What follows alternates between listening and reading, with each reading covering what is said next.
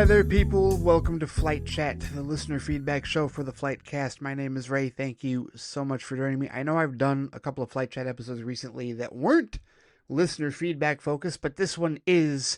And since it's on a Friday, in the not too distant future, we might make another change with respect to its name. But you know what? I've changed enough with respect to schedules and whatnot for this particular week, so let's table that for a future discussion. Right now, we've got a decent amount of emails to get through with respect to our very loyal listeners here. And as always, we begin with our good buddy John, who's got a couple of emails this week. His first one is literally titled, "Won't be an Anthony Dorsey length this time." Yes, Anthony Dorsey has definitely gotten a little bit of a reputation, if you will, for his email missives. It's been a minute since we've had one of his, but either way, not a lengthy one, John says, for this first one. Let's see what he's got to say. He says, "Before I submit questions, I should acknowledge that I do seem to ask similar DC questions a lot.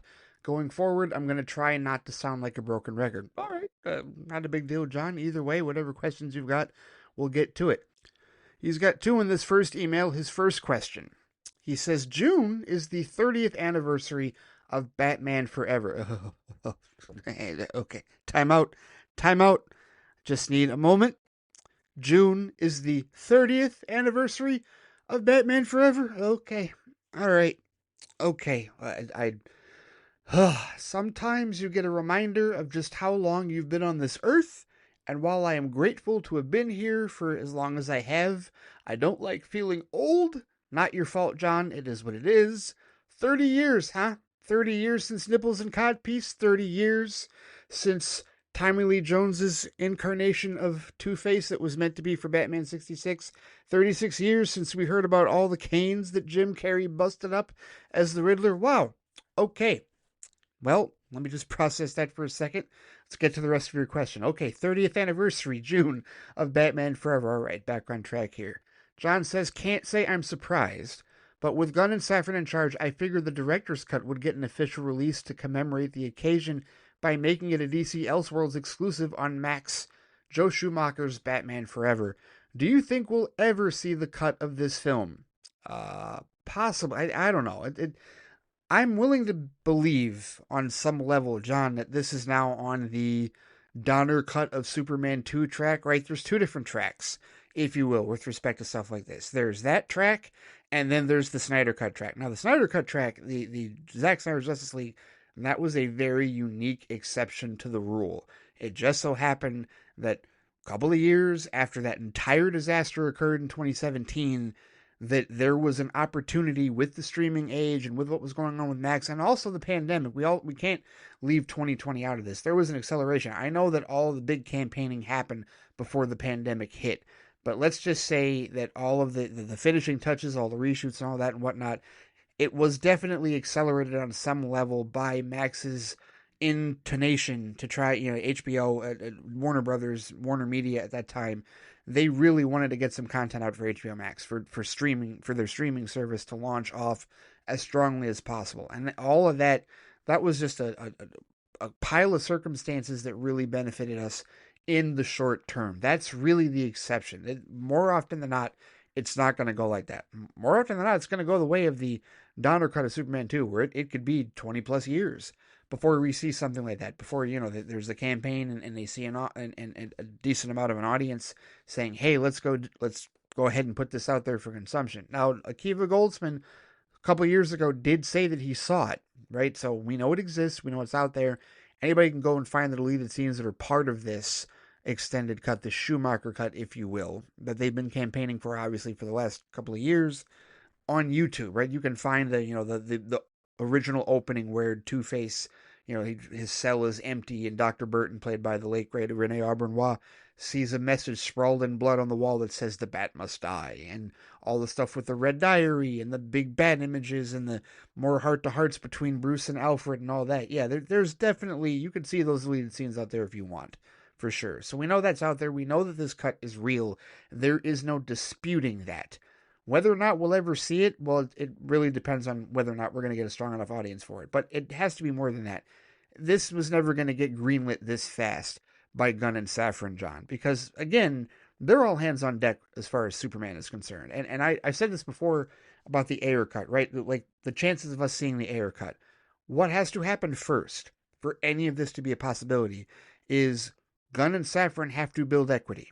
And the only way that they're going to build equity is by achieving success at the box office, achieving success with respect to the marketing and the critical reception of the DCU, their DCU plan, and of DC Studios in general, right? That's what they need, okay? All they have released so far officially is Creature Commandos, and while that has been a critical success, it certainly has not been a wide acclaim because not everybody has seen it. I still haven't even watched it yet. Sorry, Scott. Really do I apologize for that.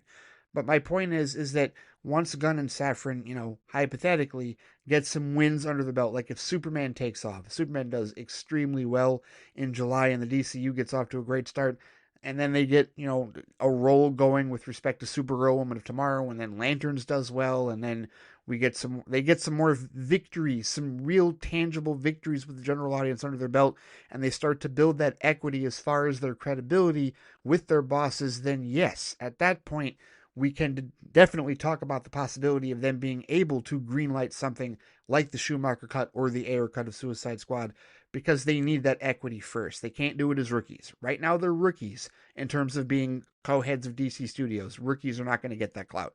They're not going to get that clearance to be able to do that. So we got to be patient. And I realize that asking fans to be patient is like, as I've said, asking for peace in certain parts of the world that just is not going to happen, or asking certain people in your own country to wise up when they continue to follow bullshit. Whatever, I digress. My point is, yes, it is possible that we will see the cut of this film, but it really just depends on how successful the heads of DC Studios are going to be and how much clout, how much rope they're going to be given to be able to finally greenlight that after they get their stuff off the ground. Okay, I know it's Elseworlds, and I know it's so easy for us as fans to look at it and go, well, it's not going to impact the DCU at all. It doesn't matter because money has to be spent, right? Resources have to be allocated, and Warner Brothers Discovery is not going to give Gunn or Safran the clearance to do that unless the DCU is profitable, unless the DCU starts giving them a return on their investment with respect to, the DC Studios product in that regard. So we got to wait.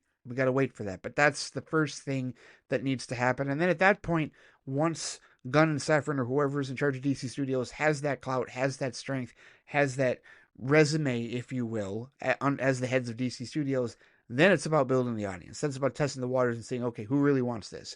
Who wants to see the Schumacher cut? And that's where the release of Schumacher cut audience, that's where that campaign really comes into play. So that's what's got to happen, strategically speaking. And that's the case for the Ayer cut as well, as I've mentioned before.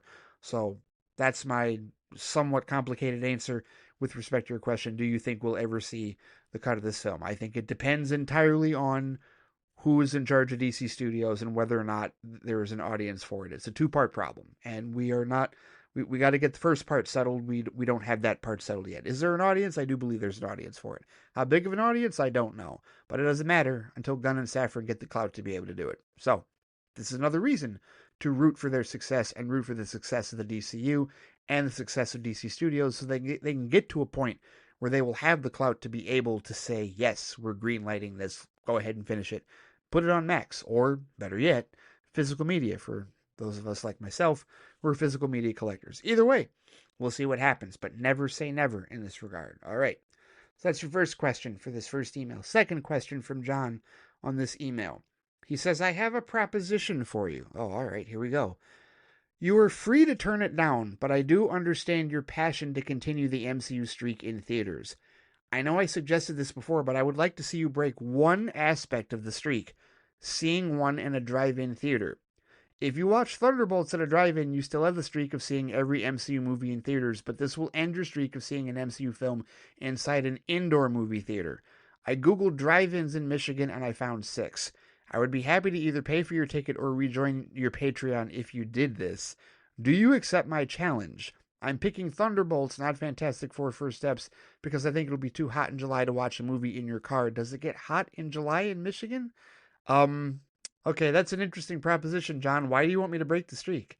Like, what is Like, why is that important? Because quite honestly, I haven't specified that that was a thing with respect to seeing it indoors or in a drive-in. All I said was that I saw it theatrically. I've never missed an opening with respect to the MCU. So drive-ins wouldn't break that. Not for my actual designation of the streak, I would say so. But I am curious as to why you are, like, singling it out in that regard. And maybe you brought this up before. I don't remember. If you have, please refresh me on that one, because I don't know where that distinction comes from, to be honest with you. And I am curious. I am curious as to why there is a delineation between drive-in and indoor theater, and why you would like me to do that. Like, is this supposed to be like some type of yesteryear deal? I don't know. I can tell you that, yeah, there's a drive-in close to where I live.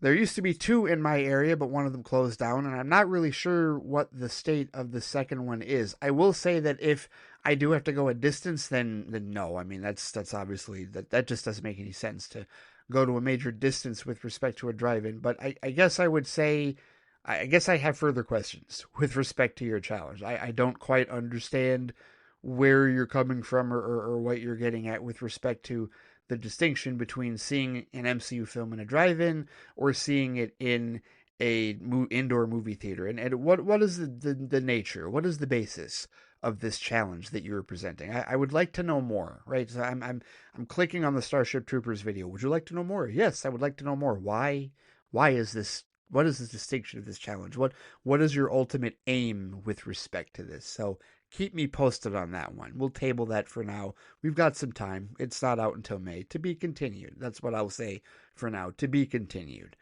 Let's see. Oh, he has a third question. Pardon me. A third question for this particular email. This first one. He says, is there a franchise you're a fan of that you haven't brought up before? I don't know.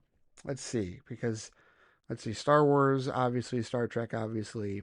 I've mentioned Doctor Who, but I am still woefully behind. Anthony will not be happy with me about that, because I still need to watch most of the 12th Doctor's run, and then the 13th, and then 14, and get up to 15 with Ncuti and Ncuti Gatwa right now. So it's not that. But let's see, what I'm looking over here. Is there another franchise that I haven't brought up that I am a fan of? I don't know. Like, as far as franchises that I am really a fan of, no, I think I've brought up just about all of them, to be honest with you. All the big ones. I can't think of one in particular that I haven't mentioned before, either here or on Patreon. I don't know. As far as a big, I need to see a list. Like, you know what? Let's Google this real quick. Let's go down this rabbit hole. I'm gonna Google list of major franchises or something like that. Hang on. So according to Google, let's see, as far as major film franchises, Lord of the Rings, no, I've mentioned that. Mission Impossible, I've definitely mentioned that. Jurassic Park, Star Wars, Fast and Furious, Indiana Jones, X-Men, Harry Potter, James Bond, Pirates of the Caribbean. Yeah, I've mentioned all of these. I don't know any. Back to the Future, Avatar. Yeah, I can't think of a big one that I haven't mentioned. I truthfully cannot. It's been a couple of years since I've been doing this show, so I can't think of a big one that I haven't mentioned. If there's one that you're thinking of, John, that you want to ask me about, go right ahead. Just ask directly what franchise, like if I'm a fan of this franchise or that franchise. That I can answer, but at the moment, I can't think of a franchise that I am a fan of that I have not mentioned on this show. Not at the moment. So I guess to be continued on that one as well. So with that in mind, let's get to your second email, which is a little longer. He titled it Additional Content for Flight Chat. There's no questions here, at least I don't see any questions, but here's what he had to say in the second email. He said, so Tammy and I watched the Ultimate Edition of Batman v Superman, and she enjoyed it. I think she liked Man of Steel a little more. She wasn't happy that Superman died, but without spoiling it, I compared it to Gandalf, but she's never seen Lord of the Rings, so I think it's like Jack Sparrow from movie 2 to movie 3. Yeah, that's a solid, normie comparison, I think. He says they could have said Empire Strikes Back to Return of the Jedi, but I wouldn't say Han was dead exactly. But now we're going into Zack Snyder's Justice League this weekend. I think the next film after that we'll watch Wonder Woman. Now, he wrote this on March 7th, so that means that they would have already seen it. Maybe we'll get an update on this. I don't know. He says also, I'm going to repeat myself one last time on a subject I brought up before, but I realized something that kind of makes the worst Marvel movie greater than the best DC crowd groupthink look more ridiculous than it is. The worst Marvel movie is greater than the best DC movie, right? He says they're telling on themselves and admitting that the devil fruit site Rotten Tomatoes is in fact useless. So the MCU's worst rated film, according to that hell site, is 46%, with Ant-Man and the Wasp: Quantumania, and Wonder Woman is 93%. But I thought one of the reasons Marvel was the gold standard, he says, was all the fantastic ratings it got. But now it has 3 rotten films. Sure, the DCEU has more, but if you're drinking the critics' bathwater when they praise a Marvel film, but bash a DC film when the reverse happens, all of a sudden the site doesn't matter. That's the most biased, dumbest, hypocritical is what he meant, and narcissistic thing I've ever heard. This is why you can't take fandom seriously. It's full of nerds who lack substance in their arguments. Oh, you're not wrong about that, but I do think that the discussion points have turned with respect to the MCU's fanfare and this gold standard stuff. I think that stuff's kind of over at this point. And I think certainly over the course of Phase 4 and 5, there have been a lot more fans that have questioned the Marvel Studios and have questioned the Marvel Cinematic Universe. And a lot of them are cautiously optimistic about this RDJ thing, but there are a number of them that think, oh, this is just a retread. Marvel doesn't know what they're doing. They can't get back to what they once were, and now they're just long in the tooth. And this is where you're hearing calls of a reboot. And I mentioned on Patreon the other day that I saw a Reddit group. There's a Reddit subreddit called the Mid Cinematic Universe. This is a group of people, a little over 1,000, that are calling the MCU mid, hardly the gold standard, right? And you see way more criticisms of these films, people that don't like the Marvels, people that don't like Quantumania, people that don't care for most of Phase 4 or 5 in that regard, and they got questions about where everything is headed, right? And it wasn't like they were all completely on board for Brave New World, so this is an interesting time of transition, if you will, for MCU fans. I think the gold standard stuff is over, truthfully, and I think you're not going to hear a whole lot of them say that anymore. Not at this point. They might reminisce and say, I wish Marvel was back to the way it used to be, that type of deal. You might hear a lot of that, but I don't feel like you're going to hear a whole lot of gold standard talk right now, which is very interesting. It's almost as though somebody warned them that this kind of turn was going to happen. I wonder who that might have been. Maybe all of us DCEU fans, just maybe we might have spoken a little bit about that back in the day. Who knows? Whatever. But it's interesting how the tables have most certainly turned, right? And you know what? It'll be very intriguing to see how that discussion potentially turns if, in fact, Superman does do well on July 11th. If that happens, then my goodness, the conversation flips in a very intriguing direction. But we will see. Don't want to, count our chickens on that in that regard. We've got still a number of months to get to all of that potentially. So John then says, oh, and I may have found a way to reduce my Facebook time, he says. My phone was broken for a week, so I used the spare phone, and in this spare phone I got to use my dad's extra Facebook account, and it was actually peaceful to be on there because I didn't see any scrolling of constant obsessing over nerd stuff. Just normal, regular people in my dad's friend circle, including people I know talking about other things. Facebook does this weird thing where it suggests fan groups, and it's usually filled with Scooper Madness posts like Superman test screenings say it's not that good, or Superman compared to First Wonder Woman in Guardians of the Galaxy Volume 1. I mean, the latter is nice, but I don't want to be suggested these groups anymore. But it's like herpes. Ugh. You can suppress them, but you can't stop them. So now I have something I can use to take a break from the insanity that is my Facebook account. All right.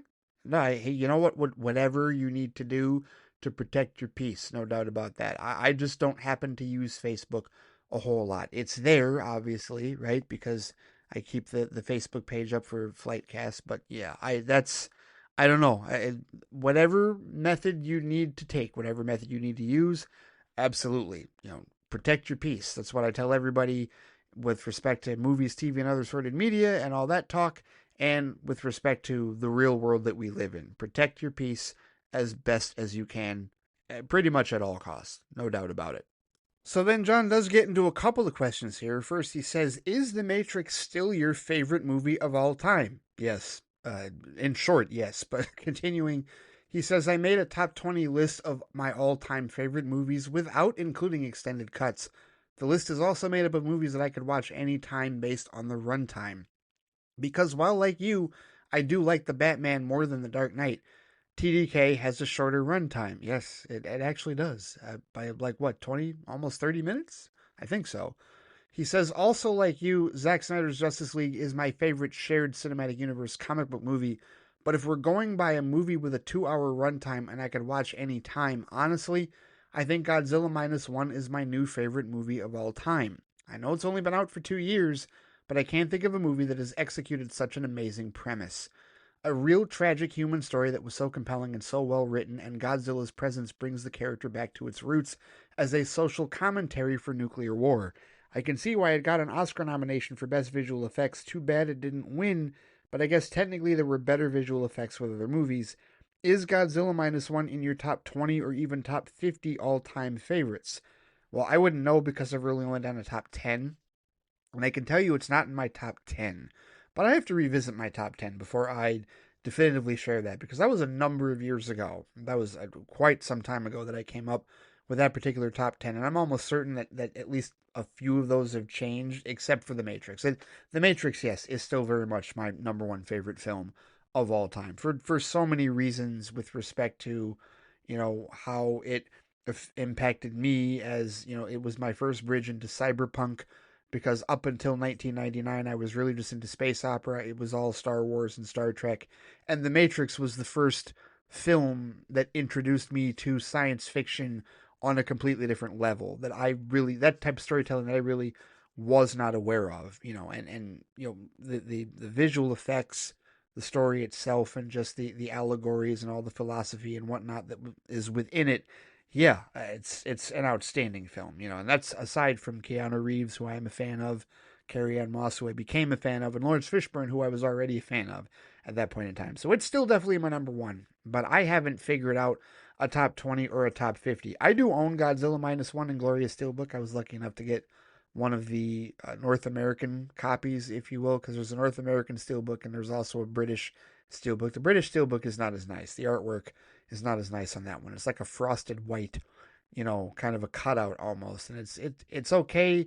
Like it'll satisfy you if you're just looking for a steelbook, but the better steelbook is the one with the slipcover that was released over here in North America, and I do have that. It is a fantastic film. That film, you know what I tell you, that was a crazy. I don't think did I review that film? I don't remember. If I might have, truthfully, but I tell you what, we'll just go ahead, throw some spoilers out there. Spoiler warning at the moment for anybody that hasn't seen Godzilla Minus One, because I do recommend that you see it. It's been a year or so, but at any rate, this particular film, for the first time in a while, it really hit me at the end.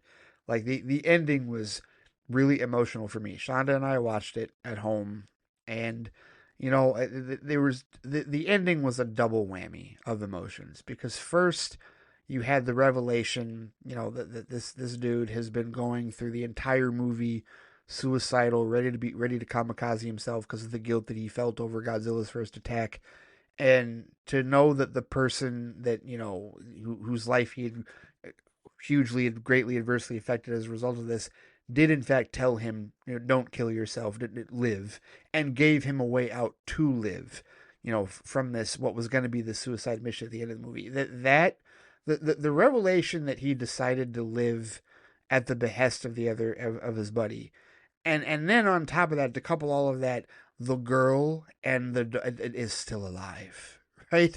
Like this whole, like we spent the better part. The 180 happens and we think she's died. We think the Godzilla attack has killed her, the shrapnel and all that, and then to discover at the last second, literally in the closing moments of the movie, not only is he chosen to live finally after all this depression that he's been dealing with, but now she's still alive too, and everybody is together, and that rush to the hospital, that was, I choked up. I did. I got teary eyed. I really did. That was a hell of an ending. It was just a really, really emotional ending, and I enjoyed the hell out of that movie. That movie was really, really good, and for me, the Godzilla movie that I needed, because I didn't really care for Godzilla X Kong: The New Empire. Shonda liked it.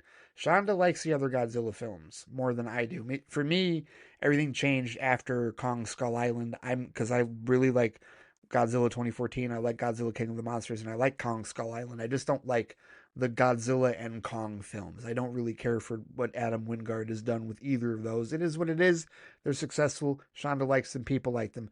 But Godzilla -1, that's really where it's at for me. That was a return to form as far as I'm concerned with respect to Godzilla. So it is entirely possible that that movie, if I ever fill out a top 20 or a top 50 list, it could reach that. Very well could do. I couldn't tell you that it's impossible. No, there's definitely a possibility that that could happen. We'll just have to wait and see because, like I said, I've never done that before. But maybe one of these days I will fill out a top list that is that long. I haven't gone past 10 in that regard. We'll see. We'll see how it goes in that regard. Uh, but one other email that Jonathan sent, and this one was a few days ago. Yeah, a quick comment about Gotham State Farm. I did talk about this as well. I actually did a Flight Chat episode on Patreon yesterday about this. But John says the trifecta of gatekeepers holds no bounds. He says, look, I love the Gotham State Farm commercial, but fans seem to only hate live action DC stuff because Warner Brothers does them. But when fan projects do it, they're on par with animation. They only want the Joker actor to play the Joker in the DCU because he looks like Jack's Joker. Fandom is so predictable with their behavior. They're insane that they think he's better than any live action Joker ever. He might look better, but you know who looked better than Jack Nicholson 2.0? The Bat in the Sun Joker cosplayer. Have them do a 2-hour performance and then you can brag. JFC. I'm not trying to be angry about this, but it just goes to show fans will galvanize over anything that's made for the fans and by the fans.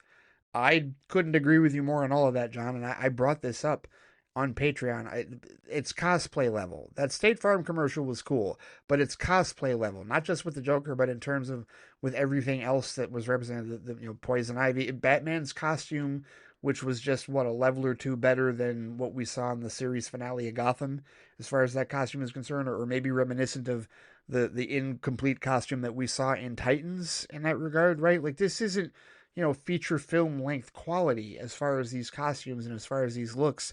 And yeah, you have no idea if that person, if any of these actors can actually do it for 2 hours and give us a compelling performance on the level of a Jack Nicholson or a Heath Ledger, may he rest in peace, or even a Jared Leto. And I say that specifically to twist the knife into the Leto haters, because I really don't like Jared Leto haters. I mean, you can hate Jared Leto's Joker all you like, but just the fact that it's been 9 years and we still got people, dropping trowel on that, and just he lives rent free in their heads. That damage tattoo, that it shakes them in their nightmares, and they wake up in cold sweats. They can't believe that their Joker was so defiled like that, which is just so unreasonable of them. But whatever, fans are unreasonable. But yeah, the idea that cosplay fanboy stuff is always better, right?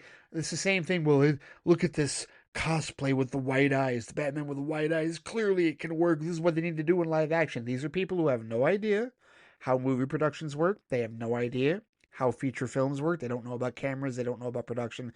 There's so much that they don't understand, and they just think it's so easy and so push button. This is why they don't make movies. This is why they can't make movies. They don't have the talent. They don't have the ability. They don't have the wherewithal. And they certainly don't have the foresight to see exactly how any of this stuff goes. And that's why a lot of fans, this is why I say it's still a better idea that studios largely don't listen to fans. Because if they did, everything would be cosplay and the general audience would be like WTF on a regular basis. If you tried to make a feature-length DCU film that looked like that Gotham State Farm commercial, it would look like shit. It would, subjectively speaking. And maybe the fans would love it, but the general audience would be like, what the hell is this? Like, what are we doing? No, you need to appeal to the general audience. And a State Farm commercial that's a little under 2 minutes long is not how you appeal to them. It's how it's a cute little thing to do for a commercial so that, Jason Bateman can have some funny jokes, and, that the State Farm can, get their message out there using a time-honored franchise like DC Comics and time-honored characters like Batman and his Rogues Gallery. But it is not something that you put out for consumption and spend, millions of dollars on for feature-length quality in that regard. So I am 100% with you on that one. Fans are ridiculous, utterly ridiculous, and just completely out of touch with reality and how any of this shit works. So nothing that we don't already know, right, John? Not at all. But I think that's it for John this week. Those are all of his emails. Thank you, good sir, for the feedback. As always, looking forward to more. All right, next up, we've got our second email from our newcomer to the feedback circle, Amr Zadan. His next email titled First Time Featured on Flight Chat plus TV Deep Dive, TNG, Spider-Man, and more. All right, it's going to be a good one. He says, hey, Ray, hope you're doing well. It's been a while since my last email, so this is going to be a long one. Well, I'm scrolling through. He says, I hope it won't be a problem. And this is not Anthony Dorsey level, but let's get through it. He says, I listened to the latest Flight Chat episode when it released, and I have to say it was surreal hearing my name. And yes, you nailed the pronunciation. Oh, thank the maker. I'm very happy about that. Very relieved. He said, even if you hadn't, I wouldn't have held it against you. Well, thank you. I appreciate that. I know my name isn't common where you're from, he says, but you got it right. I honestly didn't expect my email to reach you in time or even make the batch for the next episode. I guess I can now add featured on a podcast to my list of achievements. Note, it's extremely short. I am humbled that you think my podcast is important enough to be considered featured on. I greatly appreciate that, good sir. No doubt about it. He says, as for Star Trek, I've now finished seasons 1 and 2 of The Next Generation. I don't know if I qualify as a Trekkie yet, but I'm obsessed and constantly craving more. Like I want to buy an Enterprise model now or somehow join Starfleet. Thankfully, I still have 5 more seasons of TNG ahead, plus the 4 movies featuring the cast. I've been loving everything so far. Interesting little tidbit about Star Trek's legal rights between Paramount and CBS. I had no idea that was a thing. It definitely puts the 2009 reboot and its sequels into perspective. As for the director's cut of Daredevil, I haven't watched it yet, but it's been on my watch list for a while now. Maybe I'll finally check it out in preparation for Daredevil Born Again. I do recommend that, Amr, and I will say this. You've gotten through the roughest patch of TNG. I said this to Alex when he was getting through it, and he just came out of it, and I think we're going to get to some more updates as far as his progression on that series as well. But the first 2 seasons of Star Trek The Next Generation those are the toughest. That's the toughest slog. If you got through those 2 seasons and you still want more, oh, you were in for some gold, good sir. It's the 3rd season on, TNG gets really, really good. But let's say he's got some more thoughts on it. He says, now about TNG. I wanted to say that the show has that distinct old-school TV feel with its episodic structure, making it the perfect thing to tune in after a long day. Compared to today's streaming model of shorter seasons and long gaps between them, remember when we used to get new seasons of our favorite shows every year? TNG feels refreshingly consistent, he says. Each day I look forward to watching another episode. Speaking of old school TV, I really like the 4:3 aspect ratio. It looks good, especially on a bigger screen. Yeah, throwback is interesting, because this has been kind of a point of contention lately. I read another article today that said Netflix has been using AI upscaling for some 4:3 shows like A Different World, and apparently it just doesn't look good at all. Like it's nightmare inducing, it said.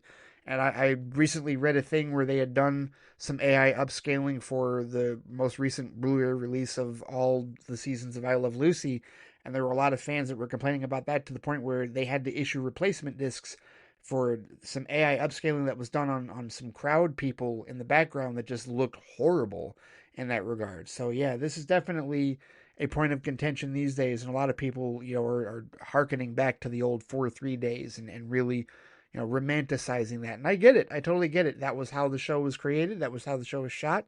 And on some level, it should be preserved in that manner. I totally understand that, for sure. He said, starting off with Season 1, I thought Season 1 was a strong introduction to the Star Trek universe for me as a newcomer. 2 of my favorite episodes, he says, were Justice, Episode 6, and Hide and Q, Episode 9. Justice tackled morality, cultural differences in the Prime Directive, with a paradise-like planet hiding a harsh legal system. Oh yeah, the Edo. Yes, indeed.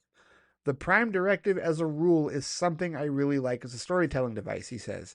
Seeing the Enterprise grapple with situations where it's at risk of being broken is always exciting. Hide and Q, he says, also stood out for its exploration of power and corruption, a theme I always love. It reminded me of Batman v Superman, where Lex Luthor believes that power corrupts, and absolute power corrupts absolutely, which, funnily enough, is a line also said in this episode. But while Luthor sees power as inherently corrupting, Superman disproves his ideology by sacrificing himself to stop Doomsday. Also, I have to say, Q is incredible, he says. He's ridiculous, nonsensical, and so much fun to watch, Every time he appears, I know I'm in for something entertaining. Oh, well, buckle up, Armor. You've got a lot more Q coming. You have only scratched the surface of Q, even through these first 2 seasons, no doubt about it. He says one of the biggest surprisings in season 1 was Tasha Yar's death in Skin of Evil. I thought it would be a fake out, but no, it just straight up murdered her. It was shocking, especially since I assumed she'd be in the show much longer.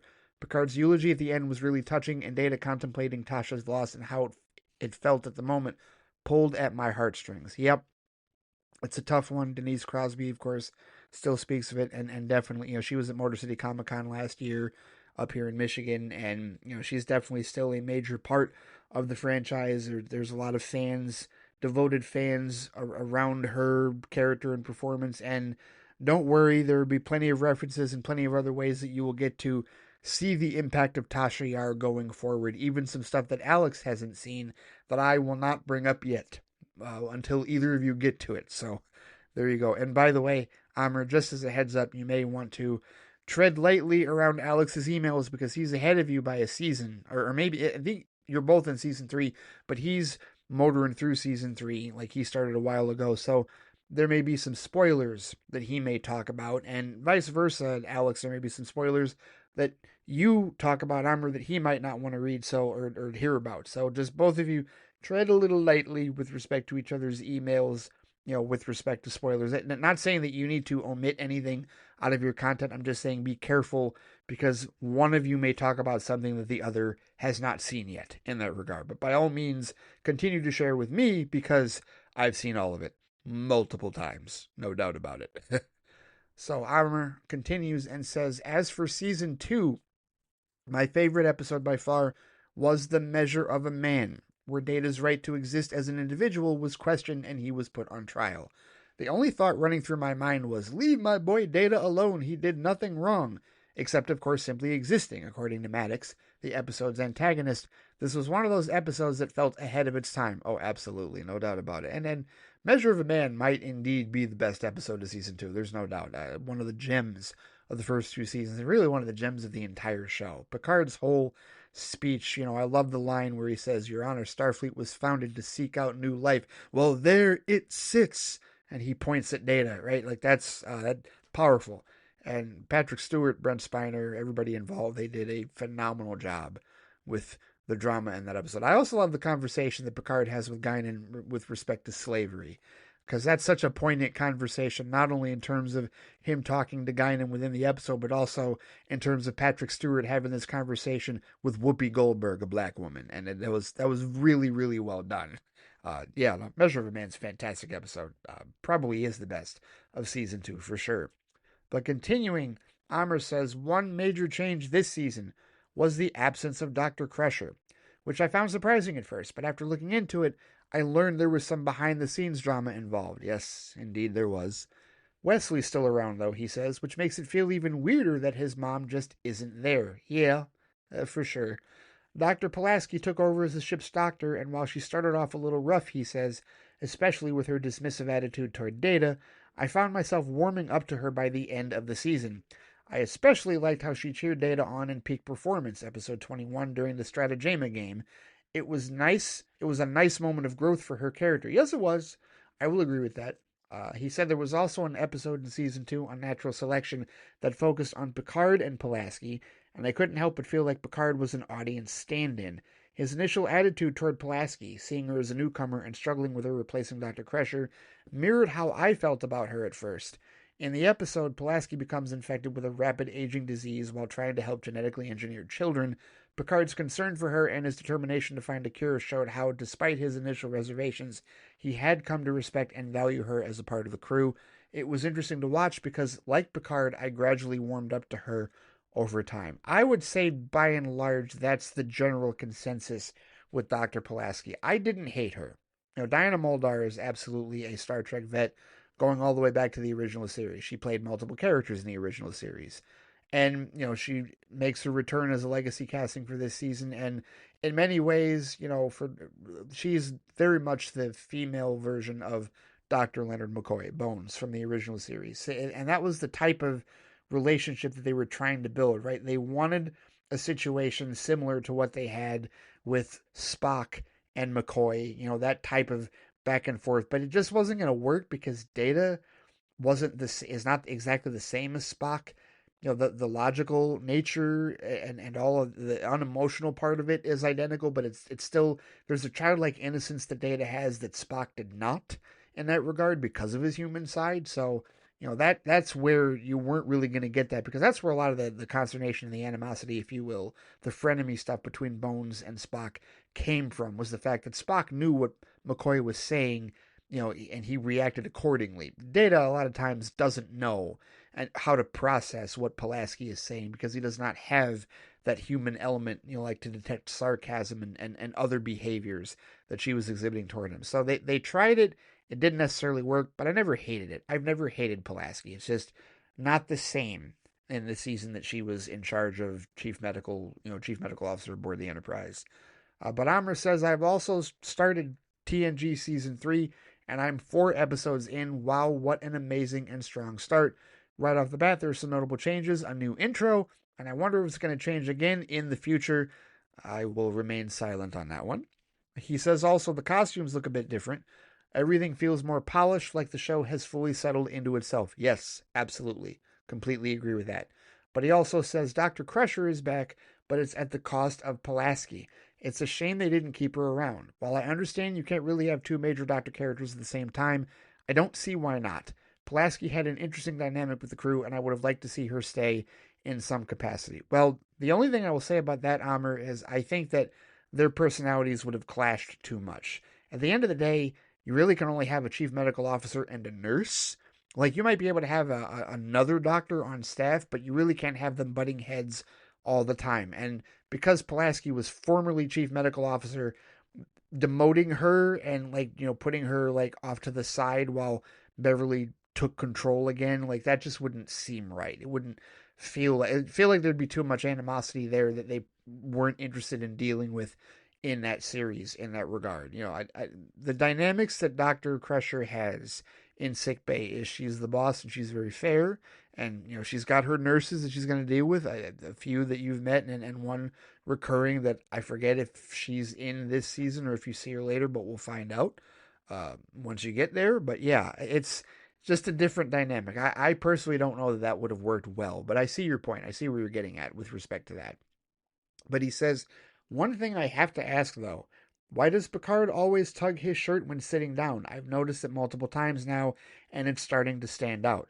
Just to straighten it, right? Because it's a case where he sits down and it bunches up, and he's just tugging at it. But it's definitely the shirt tug is a signature thing, and it is such a signature thing that all I'll tell you is that there's a moment where it happens in Star Trek Picard, and it's glorious, and it's emotional, and it's fantastic. And you wouldn't think a shirt tug would be emotional and glorious and fantastic, but it most certainly is, as far as I'm concerned, subjectively speaking, in that regard. So it is a very time-honored move by Jean-Luc Picard that many of us have come to enjoy and respect, no doubt.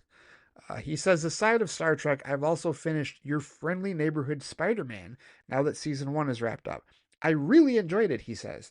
I think it's a great take on the MCU's version of Spidey. It takes creative risks and makes big changes while keeping the core character intact.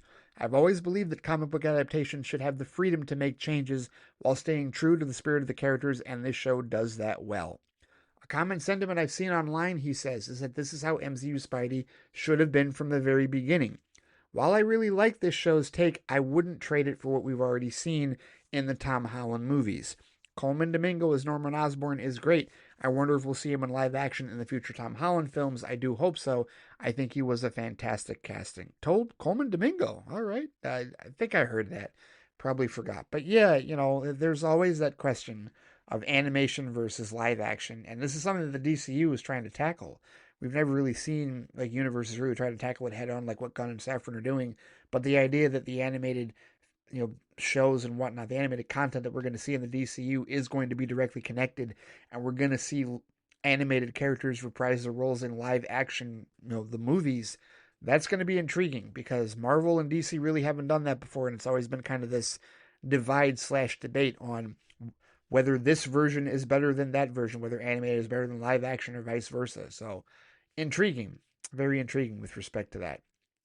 Amr continuing on says, I'm also watching Invincible season 3.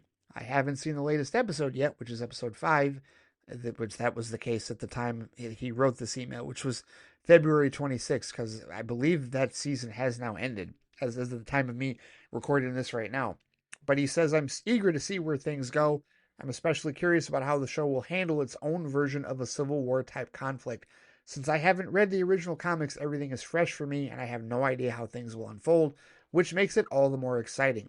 Omni-Man's arc has been fascinating to watch. He's in this complicated redemption phase. I have no idea if he'll ever fully redeem himself, but it will be interesting seeing him try to reconnect with Mark and Debbie when he eventually returns to Earth. Also interested to see how Mark and Eve's relationship will pan out. That reminds me that I need to get caught up on Invincible. I've only seen the first season. As far as diving into Amazon shows, yeah, that's I got to get caught up on 2 seasons of Invincible. I got to get caught up on The Boys. I got to finish season 3. I got to watch season 4. I got to watch Gen V. Yeah, there's a decent, and then there's other Amazon shows that I haven't even delved into. So, yep, the list is long.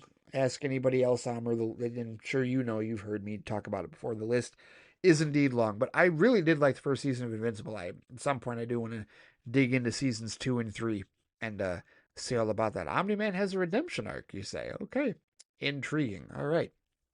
Continuing, Amr says, I also just finished season 1 of My Adventures with Superman weeks ago, and I really enjoyed it. Okay, this one I have seen. I've seen both seasons of this.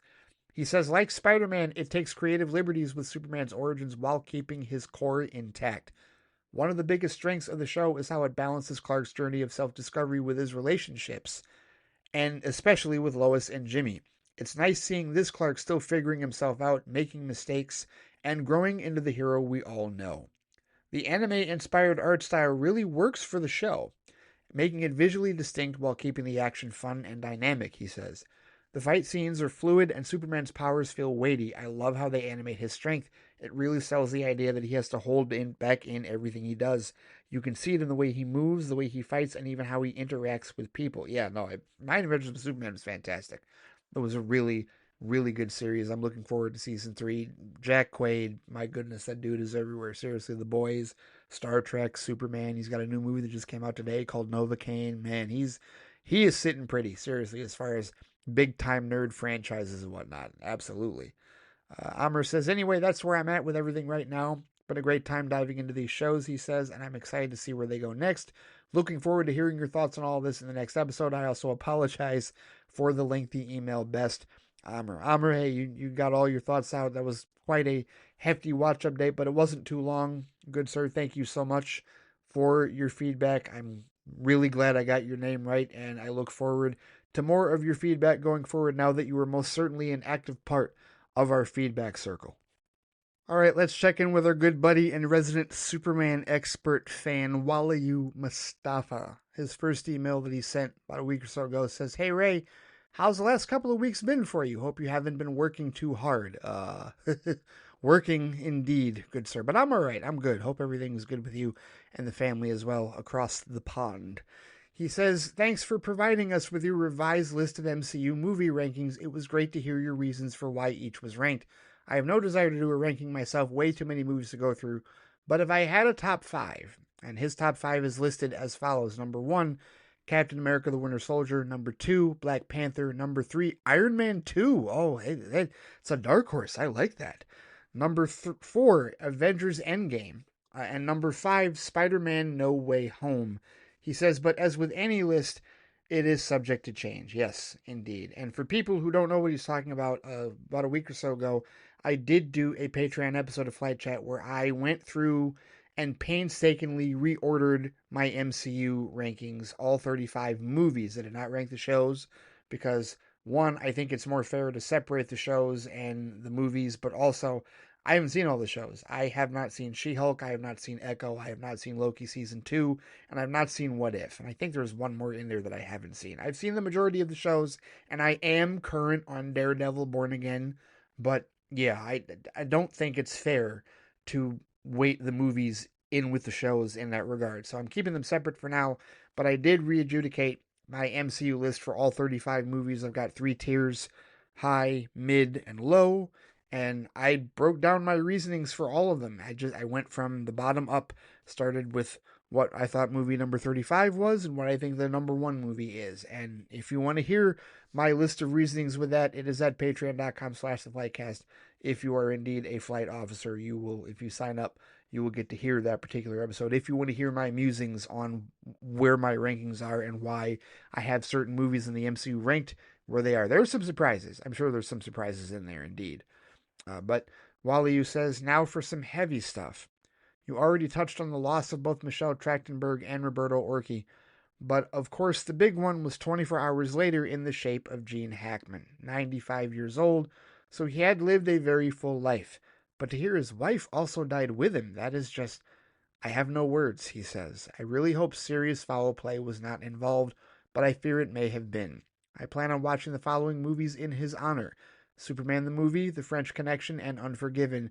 May they all rest in peace. Yes, indeed. I did talk about that in my catch-up episode. They're still investigating that, and there's some crazy stuff, some very odd circumstances surrounding what happened. Apparently, the wife was dead for a week before he died. It's a messy situation for sure, and I haven't really done a deep dive into it. I've just kind of let them sort it out as is. But of those movies that you listed, Wally, the only one that I've never seen is The French Connection, and I do need to finally watch it. I seriously need to finally watch that here in the not too distant future for sure. Among other things in Gene Hackman's catalog that I also have not seen, but I've seen a good portion of his catalog. Of course, I've seen Superman the movie, no doubt. My first Lex Luthor, absolutely. He says, I read that Warner Brothers Discovery and DC Comics are considering filing a motion to dismiss the lawsuit over Superman's copyright in foreign territories. They argue that the case has already been thoroughly decided in previous court battles. I won't go further into it here, but I am sure you have read up on it, so I would like to hear your thoughts on it. From what you said last time on the Flightcast, you believe that the Superman movie will see the light of day outside the US and China, and I really hope it does. Yeah, I still believe that, Wally. And the one thing that I have heard is that apparently the lawyer that is, representing the Schuster estate in this one has tried this case and has kind of tried to make a name for himself and a career out of trying this case over the last number of years, and that he is kind of a fly-by-night, opportunist in that regard, and that he doesn't really have a leg to stand on. At least this is what I've heard from some people, talking about this case. But either way, I still believe that from a legal standpoint, there's just too much money involved. There's just too much at stake. Warner Brothers Discovery will find a way to make this vanish in time for July 11th. I don't think it's going to, I will go ahead and say this, knock on wood, but I don't believe that this is going to affect your ability to see Superman on July 11th. I think you will get to see it when it releases in the UK, just as I will certainly get to see it, regardless. But yeah, I don't think, I think they will settle something. I think they will figure this out. I still remain very confident in that one, to be honest with you. I'd be stunned if at this point in time they would allow something like that, in any regard, whether it's filing a motion or whether it's settling, whatever it is, they'll find a way. They absolutely will find a way to get that movie released. They want it globally released, timed with all their planning and all that, for sure. So he says, I finally got around to watching Alien Romulus. It wasn't too bad, he says. I could see what Fede Alvarez was doing with the tone of the movie. It felt more like the original and Aliens movies meshed together. I know you haven't seen it and I won't spoil it, but you should give it a watch at some point, even though it has a lot, and I mean a lot, of facehuggers, lol. We do see a character from the original movie, and it took me by surprise. One thing I will say about the franchise as a whole is that it begs the question, what came first, the facehugger or the egg? I might need to rewatch the first 2 movies along with Prometheus and Alien Covenant. Yeah, Covenant is the other one that I haven't seen. I have seen the first 4, right? I've seen Alien multiple times. I've seen Aliens multiple times. I've seen Alien 3 multiple times. I've also seen Alien Resurrection multiple times.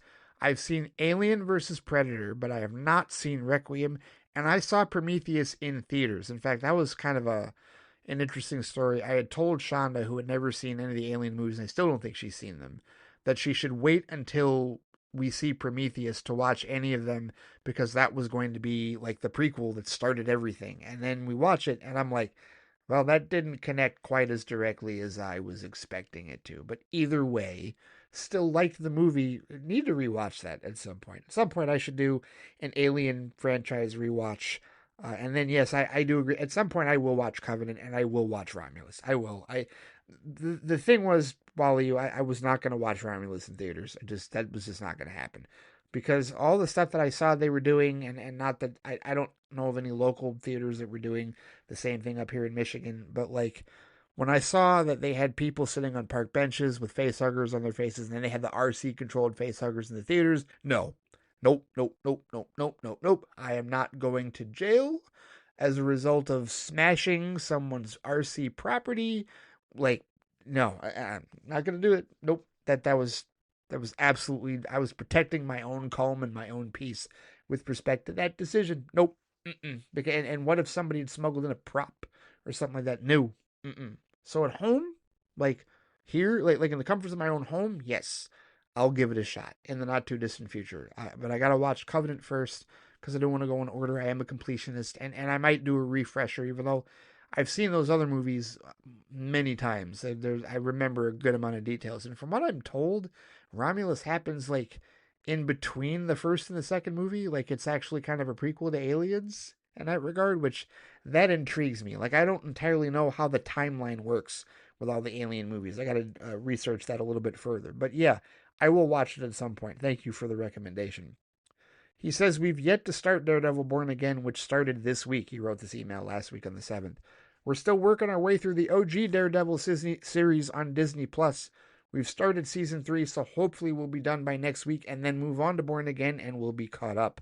Reacher and Invincible season 3 both continue to deliver on the highest level. Yeah, you know what? And I did do a review because I am doing spoiler reviews while episodes of Flight Box on Wednesdays, the day after the new episodes of Daredevil Born Again, because I'm watching this one weekly, and I absolutely wholeheartedly support your rewatch of OG Daredevil because Daredevil Born Again is very much Daredevil season 4. It is. It's OG Daredevil season 4, no doubt about it in that regard. So yes, there's going to be some connective tissue and some emotional feelings that you're absolutely going to carry over from OG Daredevil into this show, as far as I'm concerned. Definitely.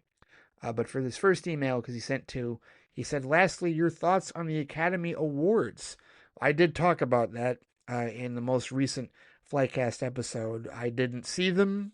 I only knew about Honora's existence because a month or so ago, Criterion listed it as for one of their April releases. It's coming out on Criterion 4K April 29th. I will probably pre-order it or just get it flat out from Barnes & Noble the day that it releases. And that'll be when I watch it because I am very curious about that film. I'm also curious about Emilia Perez and all of its controversy. At some point, I'll watch that movie. And you know what? It's just, as far as the Academy Awards are concerned, I heard Conan O'Brien did a fantastic job.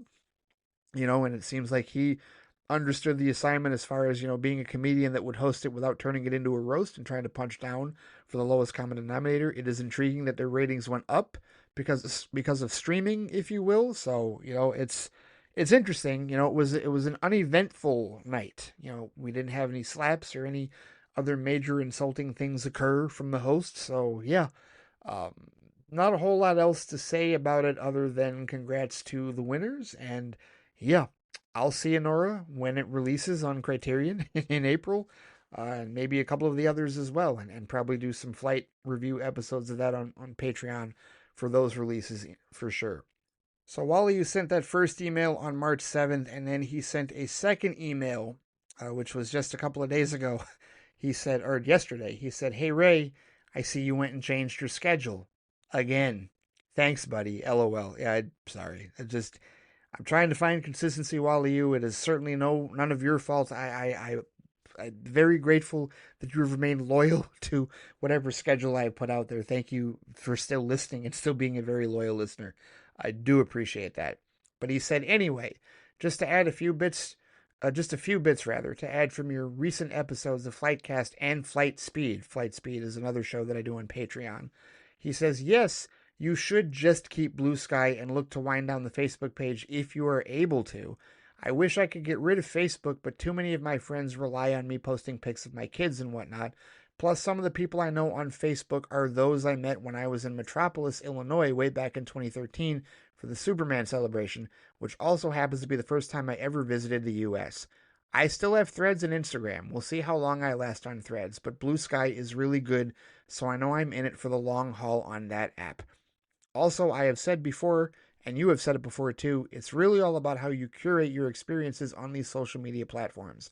No one is forcing you to follow/read what is on your timeline, unless you're Musk, but just simply block, mute, and report accounts that you don't agree with and just move on. Trust me, things will be a lot simpler and your timeline will look good. So that was in response to a Patreon episode, a Flight Speed episode I did, where I was asking about the possibility of reactivating my Threads and Instagram accounts. Because for like social media marketing purposes, and because I still have my Facebook, right? Like you have to have a personal Facebook account in order to have a professional page account, for whatever entity you have a page for. So I've been thinking lately, why don't I just reactivate Threads and Instagram and do exactly what Wally you just said, as far as curating my experience and whatnot with respect to those. I'm not going back to Twitter. That's just not going to happen until it is no longer owned and operated by a South African Nazi. Oh, I'm sorry. Did I say that out loud? No apologies. I take back that sorry. But at any rate, Threads and Instagram is still a possibility. And I go into some of my complicated reasonings, if you will, with respect to why I think their situation is different, very different than the situation with respect to Twitter and Elon Musk. But yeah, that's what that was about. That's what Wally was referring to. Thank you for your input and your thoughts on that one, good sir. Continuing with your second email, he said, I've not listened yet to your Daredevil Born Again episodes, as we have about 6 episodes left of season 3 of the OG series to get through. Once we kick off Born Again, I will be sure to check into your spoiler-filled episodes of the show. Yes, indeed. Lots to unpack and talk about with that show. I hope you enjoy that. Thank you for the movies you mentioned that Gene Hackman has starred in, he says. Crimson Tide and Enemy of the State.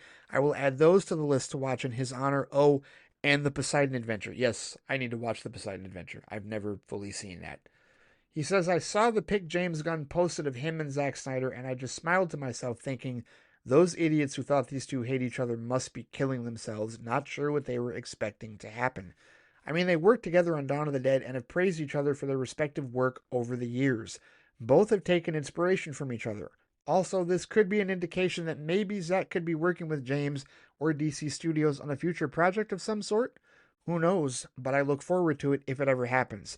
I'm not going that far, Wally, but what I will say is the fact that they are still friends, the fact that they do still respect each other's work, definitely leaves the door open for the possibility of Zack doing a DCU project in the future. But same kind of conditions go for this one, as I said to John earlier, with respect to whether or not we'll see the Schumacher cut of Batman Forever or the Ayer cut of Suicide Squad, is it won't be until after Gunn and Safran build enough equity, build enough cachet, and are profitable enough with DC Studios to the point where Zaslav goes, okay, I'll greenlight this, I'll greenlight that, like as the big boss, right? They need that clout, if you will. They need that standing. They need those wins under their belts for DC Studios to be able to bring him back, right? Because all the people that screwed him over, right? Walter Hamada, Toby Emmerich, Jeff Johns, John Berg, all those people are gone, no doubt about it. And it is different people in charge. And whatever we think of David Zaslav, there is not a direct point of animation or animosity, I should say, not animation. There's not a direct point of animosity between Zack Snyder and David Zaslav, and there certainly isn't one between him and James Gunn. So that door is open for Snyder to do a project later down the road after Superman does well, hopefully, after Supergirl does well, hopefully, and after Lanterns and a number of these other greenlit projects do well and give Gunn and Safran the ability and the equity to be able to go forward on projects like that. So that's what I will say about that picture, is it leaves the door open for that possibility to occur depending on how successful DC Studios and the DCU ends up being. And fingers crossed that it is successful, not just for the possibility of that, but just to see successful DC live action and animated connections going forward. Continuing with the rest of Wallyu's second email, he says, and yes, I did see the first official image from the Lanterns HBO show with both Aaron Pierre and Kyle Chandler. I like the look of the lantern ring on Kyle's finger. I think it's a great teaser pick, and I look forward to the eventual trailers and the show itself. Agreed. completely agreed. I like the way the ring looks. I can't wait to see how it looks in person. I'm looking forward to it. I most certainly am. He said, "Did you also see that James Gunn posted a pic of the message he received from one Jason Momoa about Lobo? I love how he said Jason contacted him just after he and Safran announced the DCU about playing Lobo, and James said he always thought he should have played Lobo for years. It's amazing to see how things pan out, isn't it?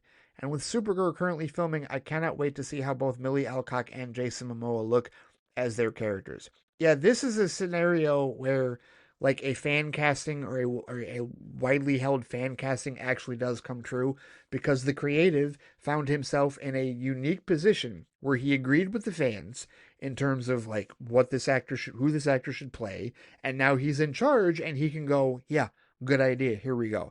And I think it's also smart from a business standpoint because clearly Jason Momoa was one of the more successful parts of the DCEU. You can't say otherwise. He had a $1 billion film as far as the only $1 billion film in the DCEU's history, if you will, the only solo $1 billion film, right? Not the only profitable film, because as I've pointed out many times, the first 4 DCU films were indeed profitable. That's right, Man of Steel was profitable. That's right, BVS was profitable. No matter what the haters want to tell you about marketing budgets and all that other bullshit, those movies, Suicide Squad, not the Suicide Squad, but David Ayer's Suicide Squad, otherwise known as Studio Squad in 2016, that was profitable. And certainly so was Wonder Woman. $3 billion grossed across the DCEU's first 4 films. And then the Justice League disaster ruined everything, but Aquaman was safe from that because it was insulated by the fact that its production started well before all of the chaos with Justice League occurred, and that made $1 billion. It was a $1 billion earner, and so a lot of that went to Jason Momoa as far as credit, and he did a phenomenal job as Arthur Curry in that film, and it garnered a sequel. So I think that it's wise on James Gunn and Peter Safran's part to bring him back in because he's the only one that like you can see as another character. Like if we thought long and hard, we could think of other characters for Ben Affleck, Gal Gadot, even Ray Fisher and the like. But with respect to and Henry Cavill certainly, but I think with respect to Jason Momoa, to be able to reinvent him as Lobo is more possible because of his versatility in that regard, and maybe because all of us look at him and say, well, he probably has a personality and acting style that is suited really well for that character. So yeah, very intriguing. I have no doubt that people are going to say he's a better Lobo than Aquaman. I saw another post on Reddit the other day that I did not comment on. I thought about it, but I did not comment on it because it was another post about how Patrick Wilson would have been a better Aquaman, and I look at that and racial undertones are obvious because Patrick Wilson, they had him with the blonde hair, and of course he's white and not Pacific Islander like Jason Momoa is, and so there was a tinge of like make Aquaman great again with respect to that post. There was, and it's difficult to say there isn't when somebody suggests something like that. So there's always been this resistance, not a massive resistance, because obviously the general audience like Jason Momoa as Aquaman, but within the fandom there's been this resistance to the idea of him continuing to play Aquaman and the feeling that he's better suited for a character like Lobo. So if he ends up being a better Lobo, subjectively speaking, great. I don't have any issues with that. I'm just glad that he is able to remain a part of DC because he certainly brought his 100% energy and A game with respect to his role in the DCEU as Aquaman. So I can only imagine he'll dial that up even further with his energy and excitement playing Lobo in the DCU. So yeah, looking forward to that. He says, and thanks for your update on the Oscars. I know I asked in the last email, but I had no idea that you would talk about it in a FLITEcast episode beforehand. But yes, Conan O'Brien did a great job from what I also heard. Yes, indeed, I did talk about that. He says, one last thing. You mentioned how Super Mario is your favorite gaming franchise of all time. And it got me thinking of what mine is. And I just realized I don't have one, LOL. I like a variety of games, whether it's first-person shooters, role-playing games, massive multiplayer online, motor racing, mainly F1, and even strategy-based games. He says, I'm still hammering away on both Starfield and No Man's Sky and been a bit busy with Call of Duty Black Ops 6 as well. Black Ops 6? That's how many Black Ops there's been? The last Black Ops I played was Black Ops.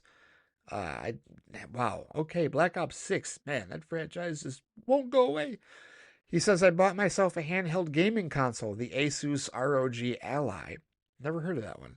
So I can play certain games on it whilst on the couch or in bed. I like the word whilst. That's awesome. It's a great little device, and I am pleased with the purchase, he says. Given you have a Switch, not sure something like the ROG Ally will be of interest to you, but for anyone listening, it would be interesting to hear what they have. Yes, I agree. We don't talk enough about video games on this show, and I would like to talk more about video games, because yes, I do have a Switch, and yes, I'm a massive Mario fan, so I'm all for video game chat. I know a couple of you do bring up video games. Anthony Dorsey certainly brings up video games, and there's a time or two that some of the others do, but yeah, more video game talk. I'm all for that because I got to get back into it. Really, I miss it. I do. I miss video games, truthfully. But he says, right, that's enough for me. Enjoy the weekend, Ray, and give my best to Shonda as always. Thank you, Wally Mustafa. Yes, of course, thank you indeed for the kind words, Wally. You give my best to the family as well, your significant other and your children. Hope everyone is doing well over there across the pond, no doubt. All right, next up is Alex De Silva with another pair of emails for this week's Flight Chat. We'll start with the one that he sent about a week ago on March 7th. He says, Hey Ray, I'd like to start by giving a warm welcome to Amr. I'll try to keep Star Trek spoilers very light for his sake, and for big moments when I can't keep spoilers light, I'll give a warning in advance. All right, awesome. Thank you for that, Alex. Appreciate that. So about James Gunn's recent comments, he said, I'm fully in support of the DCU and want it to succeed, but my BS detector is starting to go off. Oh, uh-oh. He says Gunn is no longer just a creative, he's also an exec now, so he has the interest of DC Studios to protect. And when you're in that big a role, protecting those interests will inevitably require some bending of the truth. It kind of sounds like Gunn is trying to have his cake and eat it too when it comes to his comment about wanting to build up to an endgame level event, which clashes with his insistence that every project can be viewed as a standalone. For a project to have the same impact as Endgame, then the projects leading up to it shouldn't stand on their own completely, in my opinion. He says also, Gunn's approach of only moving ahead with projects that have completed scripts is great. On the other hand, can't this approach hinder your attempts at making a massive team-up event? To have these massive events feel like an engaging, cohesive story, you need to plan them out well in advance, and you need to know who your players are going to be. If The Authority was originally drafted to be an early movie in the DCU, and therefore major players early on, but the movie gets pushed down the pipeline due to development issues, doesn't this change up the whole dynamic of the team-up event and potentially the major story events? Some people have commented that it's really random to have the DCU kick off with Creature Commandos, Superman, and Supergirl, and Clayface. Starting with these projects is all well and good since these are the projects that have the most creative momentum, but it seems like this puts guardrails on the team-up event since it dictates what characters you can use, rather than the approach of you being the one to decide beforehand who you want to build up in advance of the event. With how gung-ho Gunn is about all these projects standing alone, it's almost starting to feel like he's trying too hard to veer away from the appeal of a shared universe. If you don't want to connect your projects together and you want them to stand completely alone, what's the point of even doing a shared universe?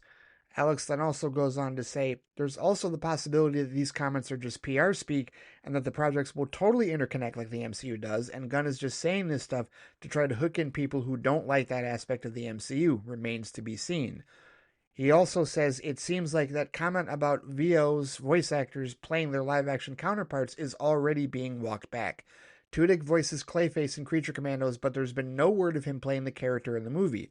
Does this stipulation now only apply whenever Gunn wants it to?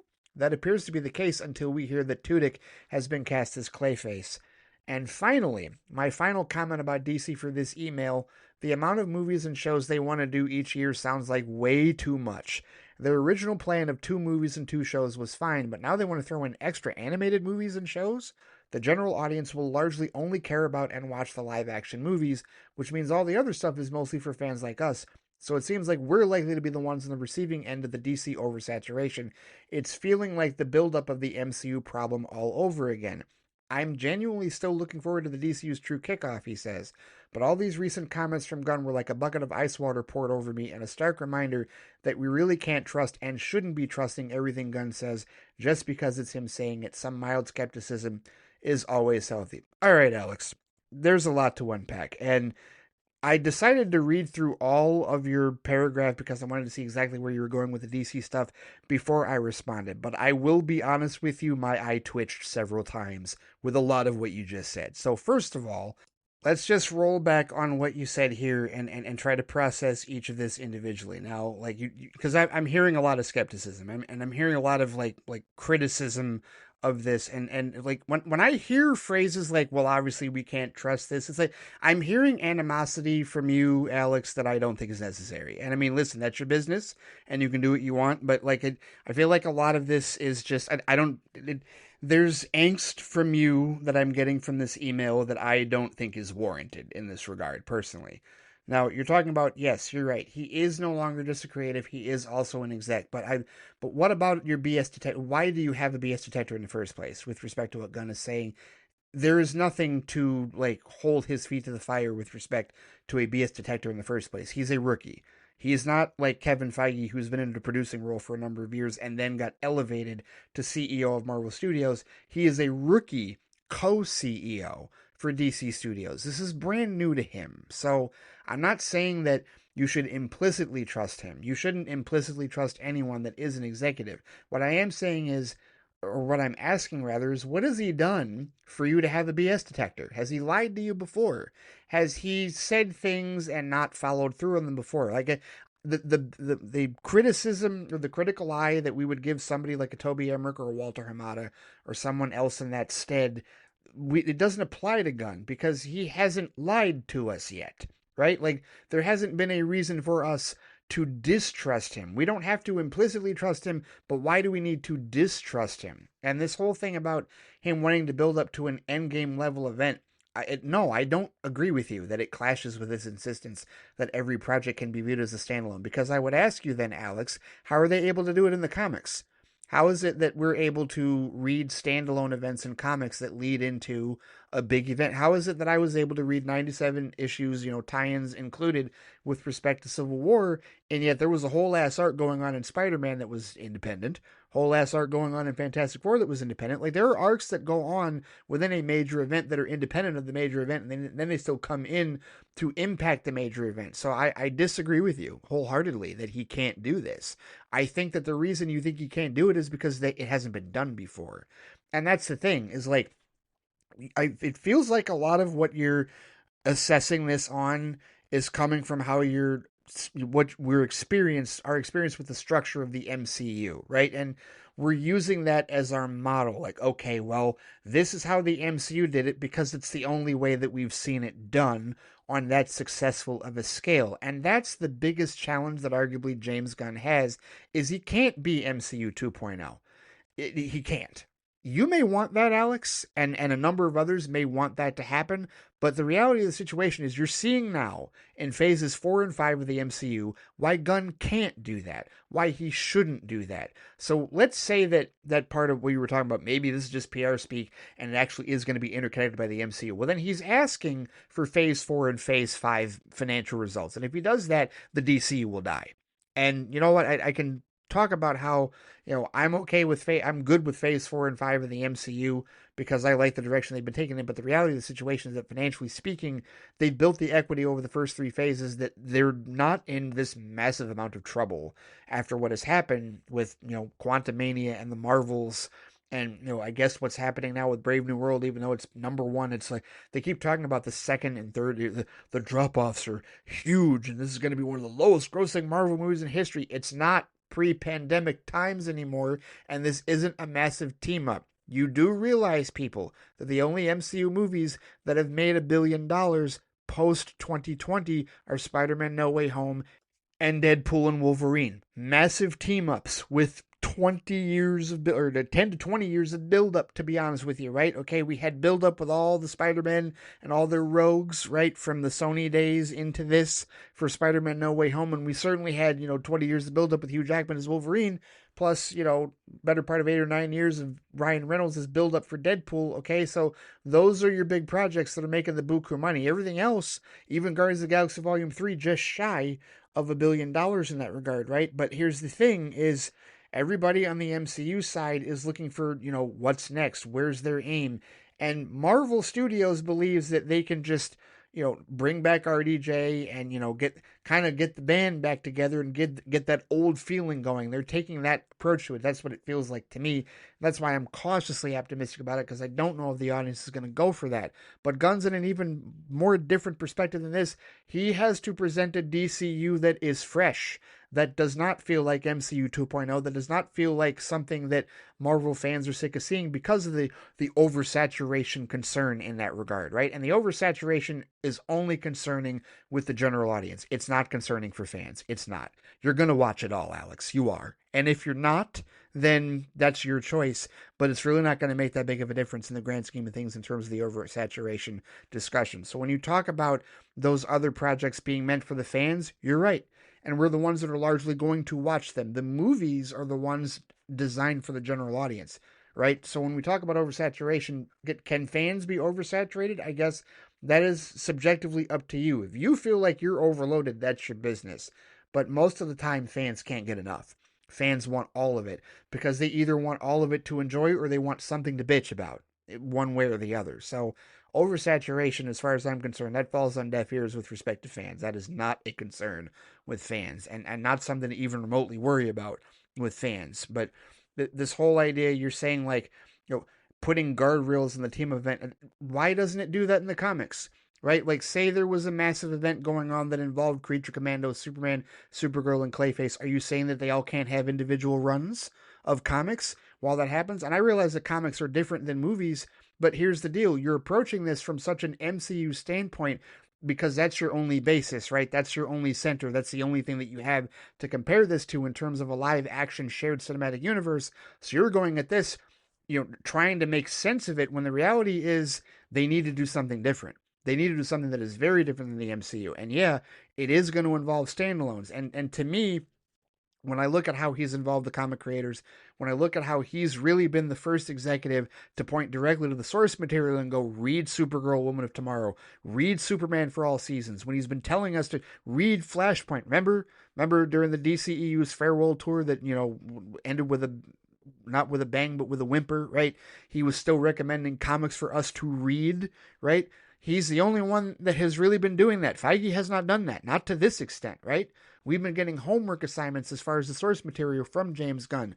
And knowing that he is a student of the comics, going all the way back to Guardians, going back to the Suicide Squad, I get this impression, and I could be wrong. Listen, we'll find out. I could be wrong. But I get this impression that his idea of the DCU is trying to make a cinematic comic book approach in terms of structure, where you absolutely can have standalone runs that coincide with a major universe. We've seen it time and time again. I already brought up Civil War. So no, I don't agree with you at all on this, Alex. Creature Commandos, Superman, Supergirl, and Clayface absolutely can have their own separated stories and then come together for a big arc because they've done it in the comics. We just have not seen it done in live action before. But it is exactly the type of differentiation. It is exactly the type of uniqueness that James Gunn and Peter Safran can bring to the DCU that will make it different than Marvel, that will make it fresh. Because the audience, they'll go into it thinking the same thing you're thinking. And then they might go, but remember, the audience, the general audience is going to go see whatever entices them. They don't care about connection the same way that we do. So they couldn't care less with respect to that. So if they are intent on making these standalone films that the general audience is going to go see, and the general audience goes and sees them, right? They go and see Superman, they see Supergirl, they see Clayface, and they don't care about connection, then what does it matter?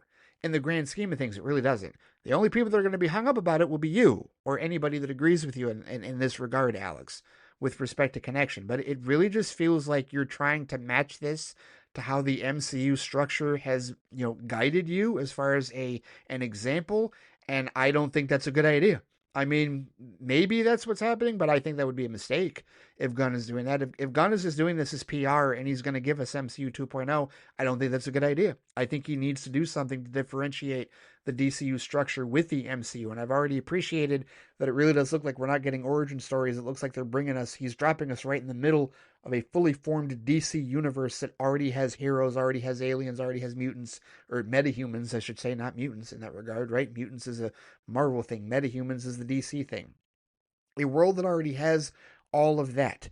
So we're not starting at the beginning like we did with Iron Man and Thor and Captain America and the Assembly of the Avengers. We're being brought into the middle with an established Superman, with an established Green Lantern and Guy Gardner, with an established Hawk Girl, established characters in that regard, right? So to me, that's already different. And there's going to have to be that line of differentiation. And I am cautiously optimistic about this with respect to that. And that I think that differentiation is necessary.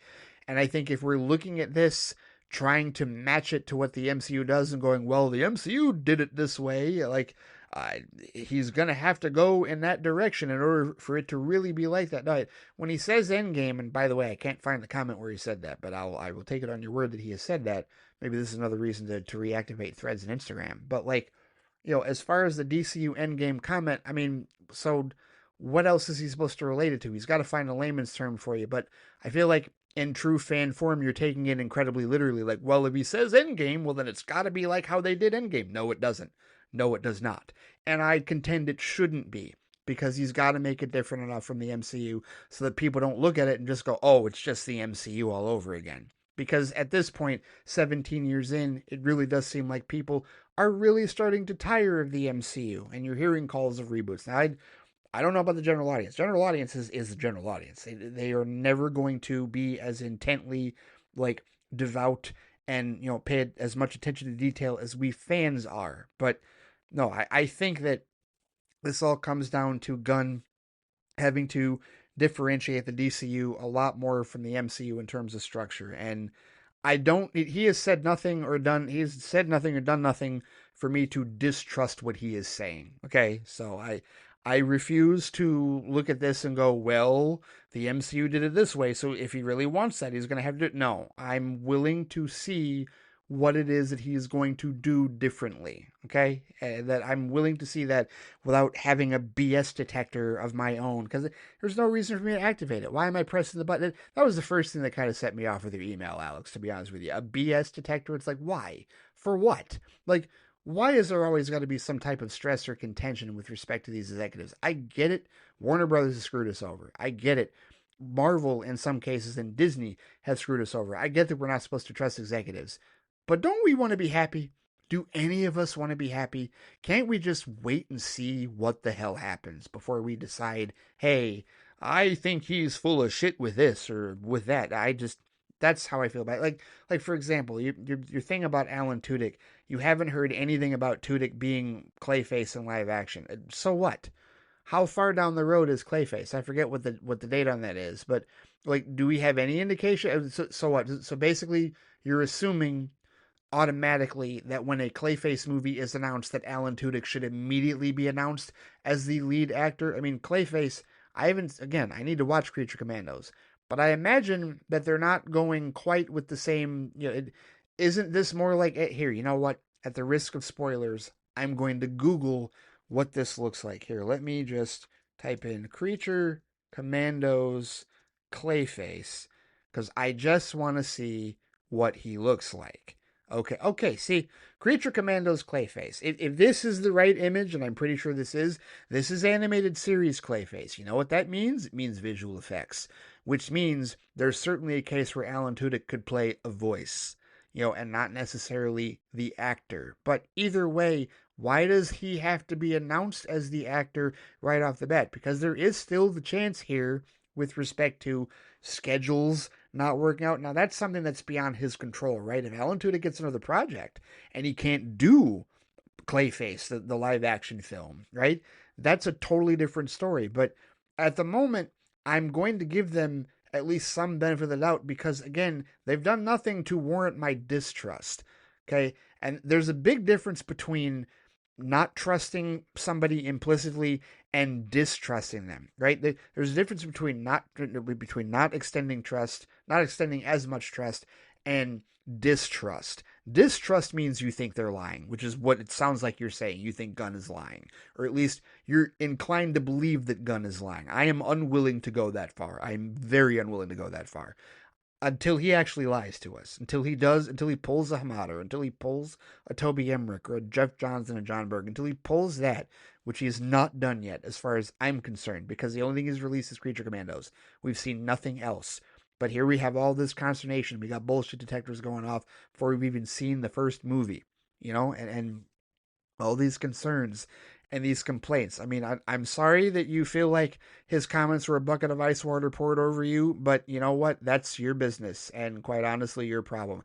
I don't think that what you're describing here is mild skepticism. Your email actually sounded like heavy skepticism to me. Like there was nothing mild about what you wrote in this email, and I am unwilling to distrust James Gunn, which it sounds like you were willing to try. It doesn't sound like you were mildly skeptical. It sounds like you're distrustful. Like when you BS detectors are not mild skepticism, they're skeptical. They're devoutly skeptical because the only reason you have a bullshit detector on is because you're looking for a lie. You're ready for a lie. You're bracing yourself for a lie. And so when you say that at the beginning of your email, but then you end it by saying some mild skepticism is always healthy, no, I don't think what you have is healthy because I don't think it's mild. Mild skepticism, you see, here's the thing. Mild skepticism a lot of times to me feels like an excuse for people to be assholes about something. And I'm not saying that you're trying to be an asshole about it, but what I am saying is that being skeptical is a lot different than being cautious. Being skeptical means you're looking for the wrong thing. You're looking for the turnabout. You're looking for the lie. Being cautious means that you're prepared for the possibility of a lie. And you might think that's semantics, but it really isn't. There's degrees to this. And to me, I don't know if the DCU is going to succeed. I don't know if Superman's going to succeed. I don't know if these plans are going to succeed. And I don't know if what Gunn wants to do with respect to all of this is going to succeed. But I'm at least not going to sit here and go, I don't know. I'm sitting here going, I don't know. There's a difference in terms of the tonal inflection with that. What I'm saying is, I don't know, but I'm curious to find out.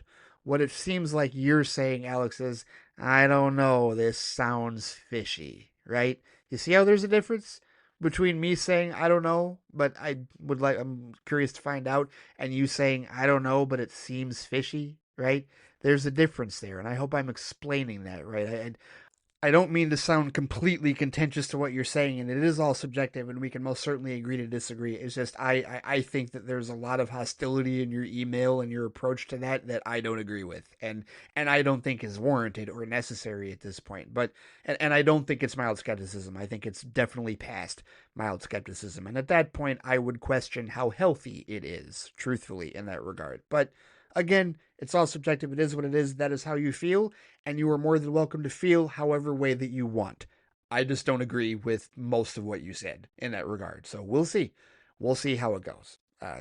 We will find out July 11th, truthfully, because that's really where it starts. Okay, I don't give a shit what Gunn says, what Safran says, all this posturing, all the marketing, whatever. It depends. It starts on July 11th. That's where we will start to see how this is going to fill out and how this is going to be built out in that regard. And not until then, not a second before then, will we really be able to say, oh, well, this is different than the MCU or it's just MCU 2.0. We're not going to know definitively until then. I can only tell you what it looks like to me, and I think we now all clearly know what it looks like to you. So it is what it is. Agree to disagree. It is all subjective. No worries about that. It's been a minute since we've been at odds in an email like that, to be honest with you, Alex. But let's continue here because you've got your TNG update. This week for The Next Generation, he says, I watched a few episodes starting with The Survivors. He says, I like Deanna's light blue uniform in this one. The color really set her apart from everyone else. Yeah, I guess it was it a little different? Hang on, I've watched that episode so many times. Oh yeah, that one, the dress. Okay, yeah, that's right. Yes, this is yes, the dress. Sorry, when you said uniform, I'm like, wait a minute, because I was thinking, but no, this is the dress that she does wear at times here and there. There's other outfits that she wears as well, and then sometimes like she does have the uniform, if you will. But yeah, no, I did. Yes, okay, I remember that one. I for some reason I couldn't picture it, but no, I as soon as I saw the picture, I'm like, yep.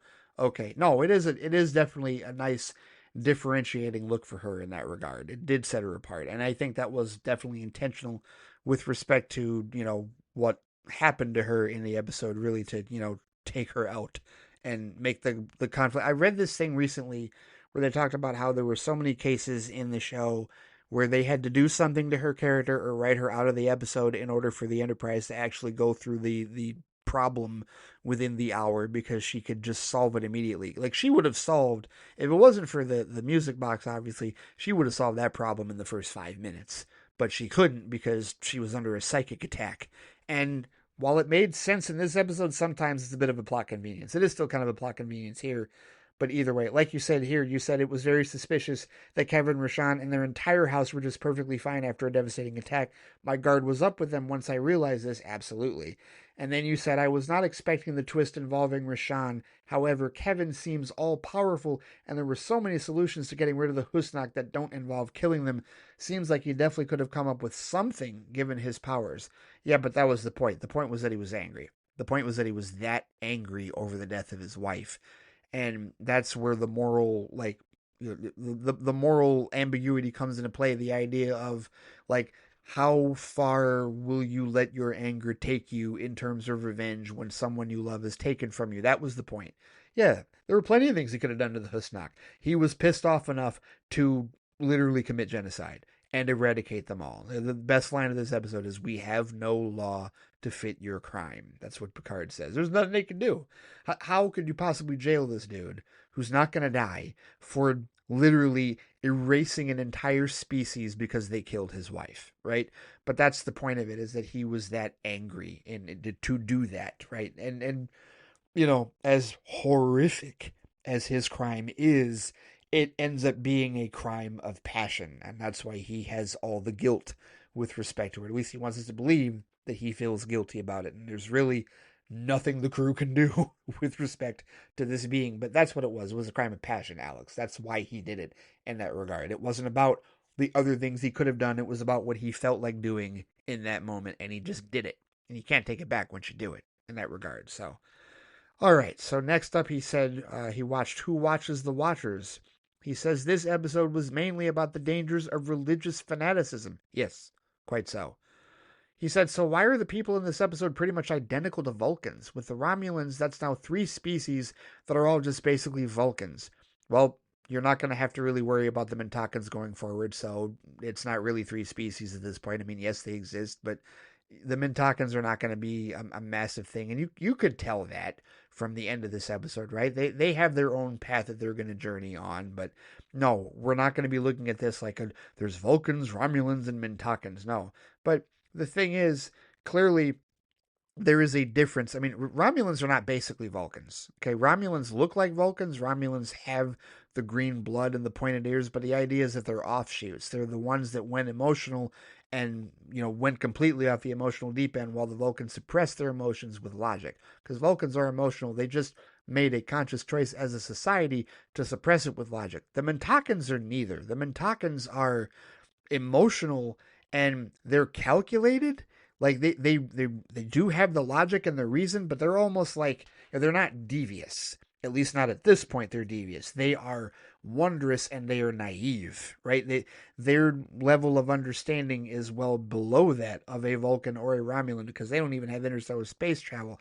As the whole point is that they're observing them because they're not even available to contact the Federation or anybody else like that. So no, I would not call them just basically Vulcans. I would say that they have Vulcan-like tendencies, but no, they are not. It's not another offshoot in this regard. And I feel like if you look at it that way, Alex, then you're going to end up saying this about a lot of species, because I mean, why are they all humanoid, right? Why do they all have eyes? Why does every species have, you know, arms and legs and hands and fingers and all that stuff? Like, they all have that. They're all humanoid. Why is every species in Star Trek largely humanoid? I mean, there are some that aren't, but why are most of them humanoid? It just seems like you're kind of attacking the convenience of the show, or the structure of the show in that regard. So yeah, I don't think I would pull on that thread too much unless you really want to tear the whole show apart in that regard, because that can go down a rabbit hole with respect to that. But then he said, finally, I watched The Bonding. He says, I thought the young actor who played Jeremy did a great job. Kid actors are always hit or miss, and he was truly a pleasant surprise. Okay, I got to look this kid's name up again, and here's why. Because I saw this kid in something other than Star Trek beforehand, and I want to make certain that I get his name right, because it was a very, like, very different. Gabriel Damon, that was his name. Okay, Gabriel Damon, a child actor who at the time, before I had seen this episode, I saw him in a movie. He was Hob the absolutely evil, like pathologically destructive kid that was palling around with Kane in RoboCop 2. Yeah, like I saw this kid cuss and like, do horrible things and shoot guns and talk to people all manner of shitty before seeing him in Star Trek. So that was kind of a that threw me off a bit. I'm like, wait a minute, isn't this the evil little shit from RoboCop 2? Yes, it is. Absolutely it is. Gabriel, what is he up to now? I'm very curious what Gabriel Damon is up to now. Oh, he's definitely grown. Is he still acting? Let's see, former child actor. Oh yeah, that's right. He's also Littlefoot from The Land Before Time. That's right, the voice of Littlefoot in The Land Before Time. Has he done anything recently? Oh, the last thing he did, he was in a thing called Danny Boy in 2006. So he's been retired from acting since then. But yeah, I mean, child actor, tons of stuff. But yeah, no, he did do a good job. Like he was one of a stronger bit of child actors, if you will, that a lot of people don't necessarily know or remember in that regard. They've seen him before, but they don't know him by name in that regard, right? Not the same as like some many of the other child actors of the time in that regard, like Corey Feldman or Sean Astin or anybody from the Goonies in that regard, right? Like not Ke Huy Quan or anybody like that. But Alex says, when comforting Jeremy after the death of his mom, Picard says, on the Starship Enterprise, no one is alone. This is a simple quote, but a great one. It can be applied to the show across many different contexts, not just this episode. Oh, definitely. Absolutely. And the Picard speeches definitely ramp up in season 3. There's no doubt about it. He gets very quotable going forward. I mean, he's quotable throughout the entirety of his career arc, but he definitely starts to ramp that up here in season 3. He says, overall, this was a great episode about grief and the acceptance of loss. Very well written. It was the type of quality you mentioned season 3 and onward possess. If this was the type of quality, rather, that you mentioned season 3 and onward possess, then I have some good stuff ahead of me. Oh, you haven't seen the half of it. You're only just starting in season 3. Oh, cannot wait. He said, next episode is called Booby Trap. He did mention that he would soon be traveling to Cancun, Mexico with his wife for a baby moon. He says he's never had before a vacation where the sole purpose was just to rest and relax, because usually I like to be out and about, he says, exploring and doing things. It'll be fun to change things up a bit this time around, and I'm especially excited to add a new country to the list. So he sent that last week, and then today he sent a new email, an updated one, second email for this particular episode of Flight Chat. So let's see if he gives us an update from their baby moon. First off, he says, I watched Venom 3 on the plane ride back from Mexico, which was fitting, seeing since that movie rather starts with Eddie and Venom leaving Mexico. Yes, that's true. I also went back and listened to your review of the movie, and I agree with you that it was largely meh. However, I genuinely enjoyed the Area 51 action sequences. They were cool visually. I'm not a person who really ever cared about the Eddie Venom relationship, but even I thought the ending was well done and dare say it, even a little emotional. Yeah, no, definitely. And I look, I own the movie. The Gloria Steelbook came out, and I absolutely have all 3 Venom movies in Gloria Steelbook. The only Sony Spider-Verse movies I do not have yet are Morbius and Kraven the Hunter, and I will have them. I will have them. I will own all the Sony Spider-Verse movies in Gloria Steelbook because they all exist in Gloria Steelbook. But yeah, Venom, I did not dislike it. I didn't think it was great. I was entertained by certain parts of it and different parts of it, and that's all I need. I don't need every comic book movie to be Captain America: The Winter Soldier or Zack Snyder's Justice League or anything like that. So either way, yeah, it was entertaining for me. But here we go. Next, some non-spoiler thoughts on the first 3 episodes of Daredevil. Just a brief timeout, Alex.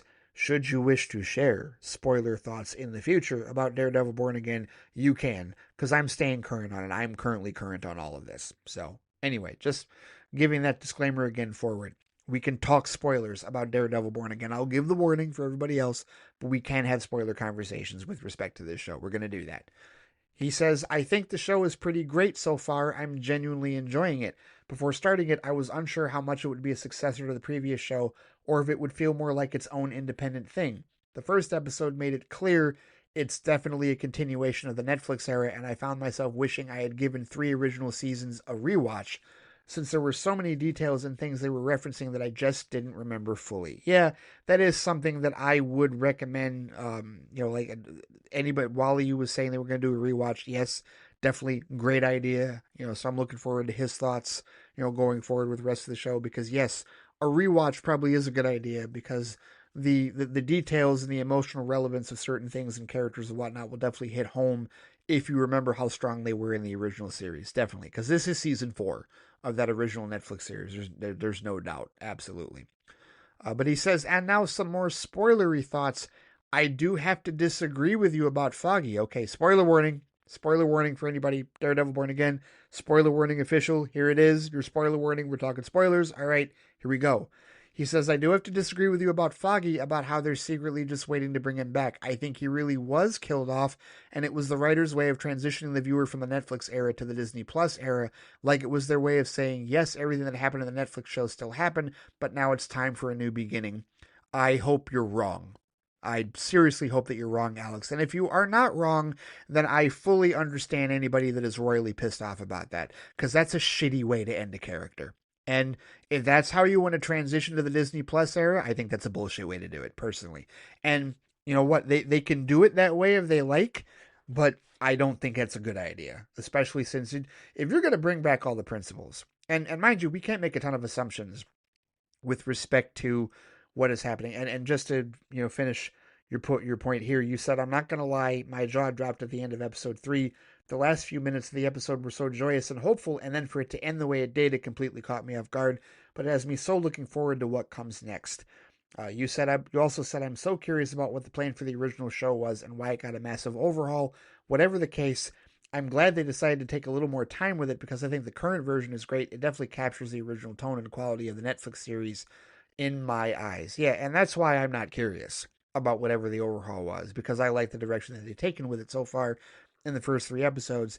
And I think that 3 episodes is too soon to necessarily make determinations, because I've already seen people say that, oh, well, that basically what you just said about Foggy, they're saying the same thing about Karen.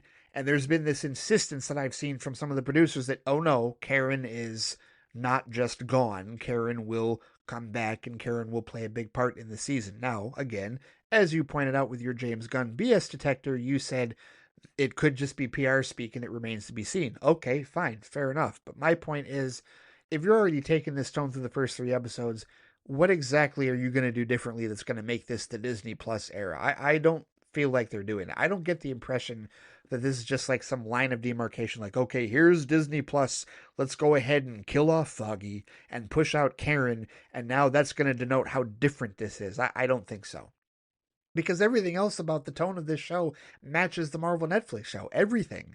In terms of how it feels, in terms of how it looks, in terms of how it sounds, in terms of how everybody behaves. Like, this is literally season 4 of the show. I don't see any thematic differences. This is not like, we're overhauling stuff in that regard. So to me, I don't see anything to indicate to me that my possibility is not possible, right? And again, I as I brought up in my review, apparently there is comic precedence for the idea of killing Foggy, wiping out his heartbeat so that Matt can't hear it, making him really think he's dead, only for him to be in Witsec later in that regard. There is precedent for that, right? I don't know if that's the case.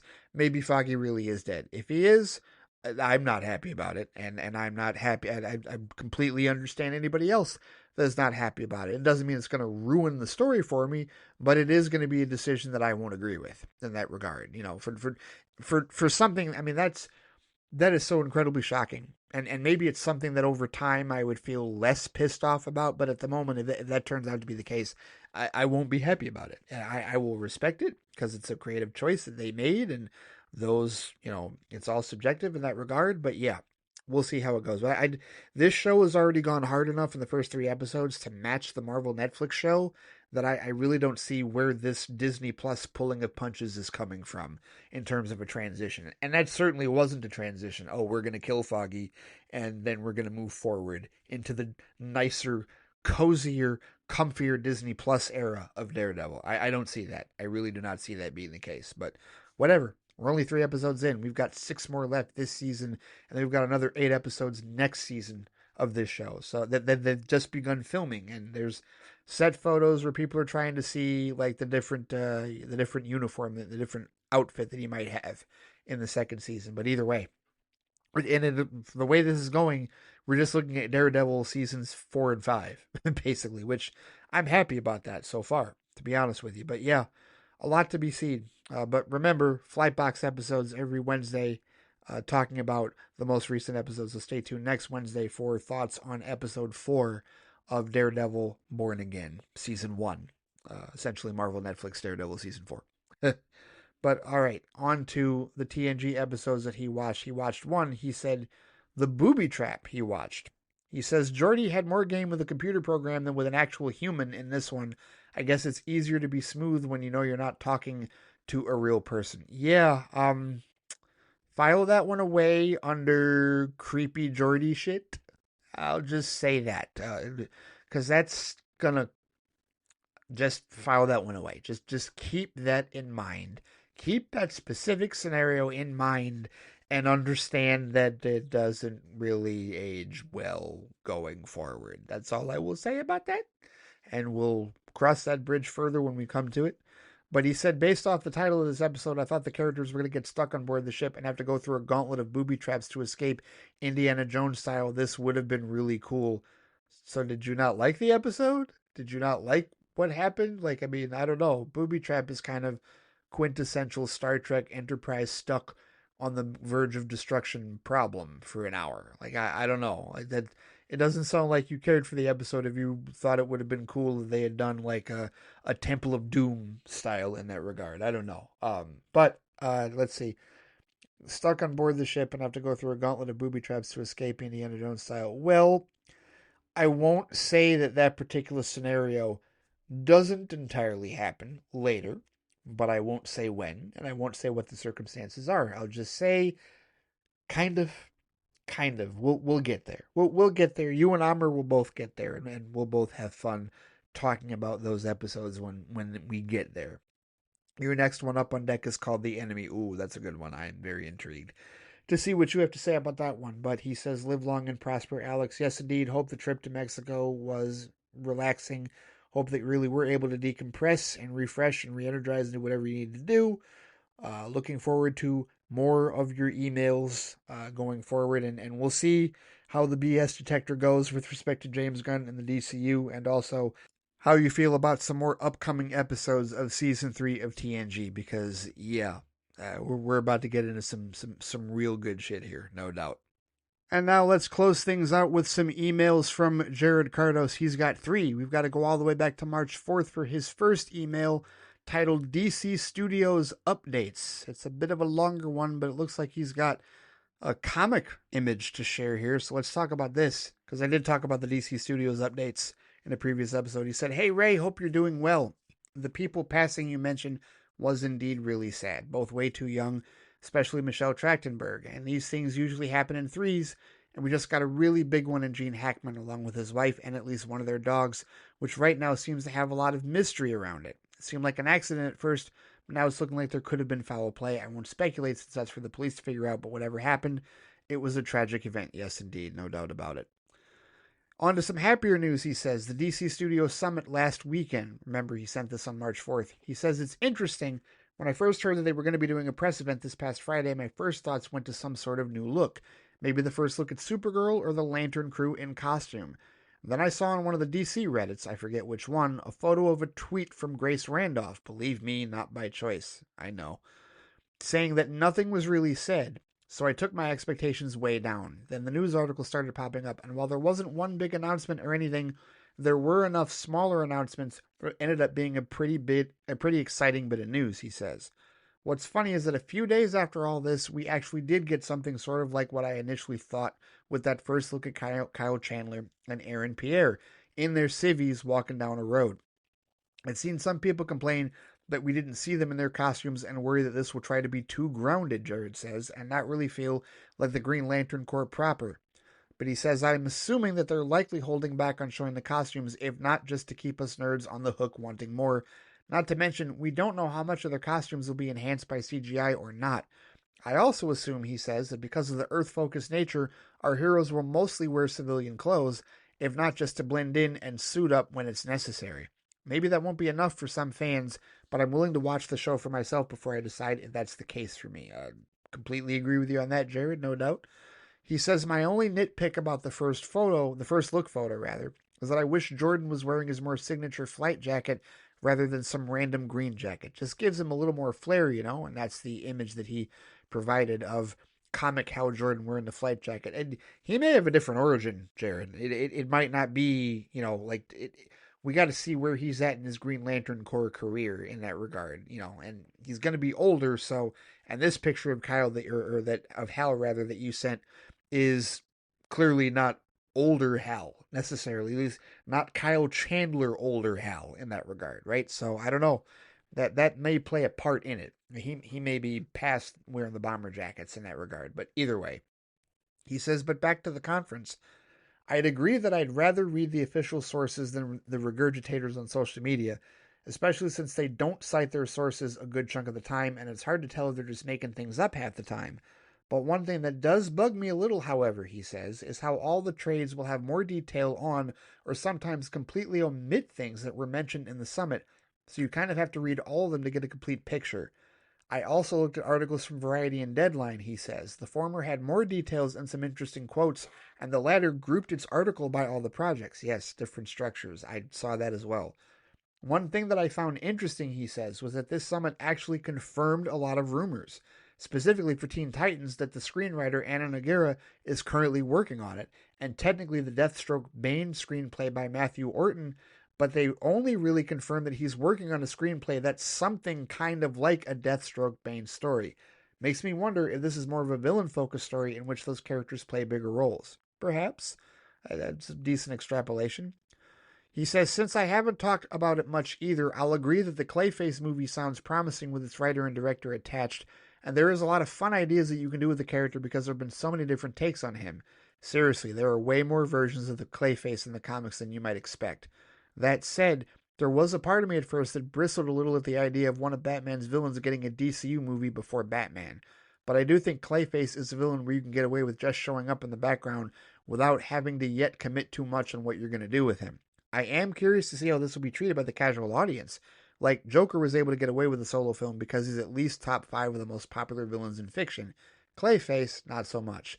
And with Joker Folie à Deux not doing well at the box office, I wonder if the audience will be there for another solo villain film, but we'll just have to wait and see. I would say this, and mind you, I did go ahead and pick up Joker Folie à Deux. I just haven't sat down and watched it yet. But I will say that that's a different scenario, Jared, because that was the sequel that some people asked for, but most people didn't. A lot of us that like Joker, after seeing the first film, were like, well, okay, that's it. That's all you need. We don't need a sequel. And then when we heard that there was a sequel, that's when a lot of our skepticism, not cautious optimism, but skepticism was triggered. No, we were skeptical about that one. And Anthony and others have still told me that it is a good movie. But either way, as far as the general audience being invested in a sequel to Joker, I wasn't predicting that was going to be the case. I did not think that was going to be the case at all. And I felt like I said this. People that were trying to attach the expectations for the first Joker movie, like, oh, well, the first one made $1 billion, so now that's it. No, that was very foolish. The idea that you would think a sequel that really wasn't, asked for largely, right? I never say no one, because clearly somebody thought of it, and Todd Phillips and Joaquin Phoenix and Lady Gaga did it, so somebody asked for it. But was there a real demand for it? Not really. So I don't think I would compare that to Clayface. Clayface, since that's going to be Flanagan, that's going to be a horror movie, right? So the idea is we're not looking like that. Like, I would almost look at it like, are they going to play it like Kilgrave in Jessica Jones season 1, something to that effect? Like, they got to bill it as a horror movie, a DC horror movie, right? So that's what the sell is going to be to the general audience. Not just a villain, but a scary villain, a villain that can be anyone or anything, that type of thing, right? I feel like they have to go that route with it, and getting a seasoned horror director and screenwriter like Mike Flanagan to write the script, and getting another experienced director, James Watkins, who did Speak No Evil, getting those types of people to do the film, that's how you're going to bill it. That's how you're going to push it. It's not going to be the same, at least from what I look at this. And from the approach that we've been told with respect to this, again, giving them benefit of the doubt because they haven't given me a reason to distrust them or mistrust them. Like, this seems like this is going to be billed as a horror flick inside the DCU. And if that's the case, well, then there's your appeal to the general audience. Joker wasn't a horror movie. And neither was Joker Folie à Deux. Like, at least from what I'm aware of, like, they're not horror films. This is going to be different in that regard. So that's what I would say will be the difference. It's not just another solo villain film. It's a comic book horror movie in that regard, which we don't have a whole lot of those. Not that I can immediately think of, right? So I think I'm intriguing. We will have to wait and see, but I'm intrigued by it, and the approach to it as well. He says, I'm glad you mentioned some of the animated shows because I think those were probably the biggest new announcements of the conference. I've really been enjoying my adventures with Superman, and I'm looking forward to seeing how they expand with Green Lantern, especially with it featuring one of my favorite new Green Lanterns in Jessica Cruz. Starfire sounds fun, he says, especially since it sounds like it will delve into other fun DC properties like Crush, Lobo's half-human daughter, and Princess Amethyst and the realm of Gemworld. Superpowers, I'm sure, will be good for the kids, similar to other recent shows like DC Superhero Girls, Spidey and His Amazing Friends, etc. Finally, there's confirmation of a Blue Beetle animated series from the same folks who were part of the movie, and will reportedly be a continuation of the movie, which is great to hear. Yep, all great updates. He said the article talks about how James Mangold has been quiet lately about Swamp Thing, though to be fair, that's probably mostly because he was busy doing another movie, A Complete Unknown, starring Timothy Chalamet as Bob Dylan, which I've been hearing good things about. Hopefully now that's done, maybe more will get done with either Swamp Thing or the Dawn of the Jedi movie that was announced a while back. Either one sounds awesome. Yeah, Flanagan's got a bit, or not Flanagan, pardon me, Mangold. He's got a busy schedule, for sure. There's no doubt about it, so... And the detail he says about Superman making a big show at CinemaCon is interesting because that's pretty soon since it starts on the 31st of this month. Makes me think we might see another trailer around that time. It would be a little over 3 months since the first one at that point, and about 4 before the premiere would be a good time for a bigger trailer with some dialogue and such, fingers crossed, especially for something for the public as well. I forget if we heard something recently about that because, again, he wrote this email a week and a half ago. That detail may have changed. Let's continue forward. He says, and yes, that Andor trailer does look great. It does feel like a good chunk of it was just quotes about how great the first season was, but I kind of get it. With all the whining about past Star Wars projects, I can get them emphasizing to casual audiences that, yeah, this is the one that everyone is talking about. Yeah, from a PR standpoint, it definitely makes sense for them to do that. He says, this does remind me that I still need to finish the first season of Andor. I got into the first 2-3 episodes, but then just got distracted by other things. Pleasantly surprised that I don't know much about what happened other than what I saw. A guy making a speech about sacrifice, Andy Serkis is in a prison, and there was a speech that almost had F the Empire, which I get why they didn't do it, but man, that would have been based. But much like you with Skeleton Crew, which was really good, by the way, at least there's plenty of time to catch up. Yes, there is, because even I have seen all of Andor Season 1, Jared, so I got to get caught up on Skeleton Crew, you got to get caught up on Andor. Let's both commit to that in the not-too-distant future. We do have time, no doubt about it. All right. So that was Jared's first email that he sent, first of 3. He did mention at the end of his email that he would be talking about Daredevil Born Again in his next email, and sure enough, his second email is in fact titled Daredevil FLITE Again. Oh, very clever. His thoughts on the premiere. He says, I'm not sure if you've seen the premiere for Born Again, so I'm going to be as spoiler-free as possible. All right, one more time. Spoiler conversations are free and clear with Daredevil Born Again because I'm doing FLITE box episodes on it, which he may mention in his next email. We'll see. But he said, especially since the premiere has probably the most surprising thing that the MCU has done since maybe Infinity War. Yeah, we already talked about it.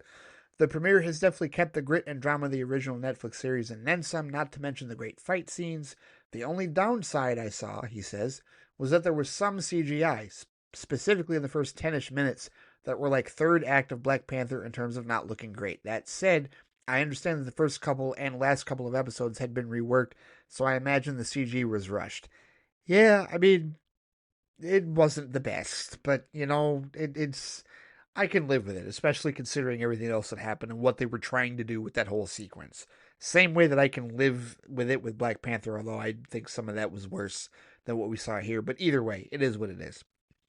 He says, overall, a solid first couple of episodes. If this keeps up, it'll definitely be up there with the rest of the original Netflix show and some of the best MCU shows like Loki and WandaVision. Now, he sent this on March 8th, which means he sent it before the third episode. I imagine his next email that we get to is going to talk about that third episode and how it ended. But before getting into that, let's finish the rest of his email here, because he said, since there isn't much else going on at that time, he says, I thought I would briefly shout out a couple of shows I've been watching lately that are a little outside of what is normally talked about on this show, one older and one new. First is The West Wing. Oh no. Here we go. I say oh no because The West Wing is a show that is on my list that I call the Dead Sea Shows list, which is a list of shows that are no longer here, right? That are no longer on the air, that have ended, that I need to watch. The West Wing is most certainly one of them. Why? Because I'm a fan of Aaron Sorkin. I thoroughly enjoy The Newsroom, and I did like Sports Night, and I really want to watch The West Wing because I've seen a bunch of clips of The West Wing, and I really want to watch the show. But it's not necessarily a cheap show to pick up on Blu-ray, even though it is available. The entire 7 seasons of it is available on Blu-ray, and I'm pretty sure I can stream it from somewhere, right? Who has The West Wing? Before we get into Jared's thoughts with respect to The West Wing, who has it streaming? Oh, it's on Max. Okay, yeah, I could sit down and watch this at any point, but you know how the list goes. But either way, let's hear what Jared had to say about The West Wing. He said, I never really watched it when it came out because, well, it came out when I was about 11, and I think a drama about the White House is the last thing an 11-year-old would want to watch. Yeah, how old was I? Let's see. What year did The West Wing come out? The West Wing ran for its last episode, or first episode was 1999, September 1999. Last episode, May 2006. Okay, I wasn't 11. I was in high school, but, 16, 17 years old, still not really interested in a White House drama in that regard. But either way, I'm curious about it now in my 40s. No doubt about it. He says, back at the start of that year, I saw that it was briefly taken, back at the start of this year, rather, I saw that it was briefly taken off of Max and then put back on. So I thought, well, I'll give the pilot a shot at least. But I didn't stop watching after, and I was on season 2 by the end of the month. I've slowed down a little since then, now on season 4, but I've really enjoyed it. It has a great cast, a good mix of comedy and drama, and it's a really interesting look at what the world was like at the time, for better and for worse. People always talk about certain movies and shows and say you couldn't make that nowadays, and it's usually about edgy or crass content, but I think this is a show that would at least be much, much harder to make now.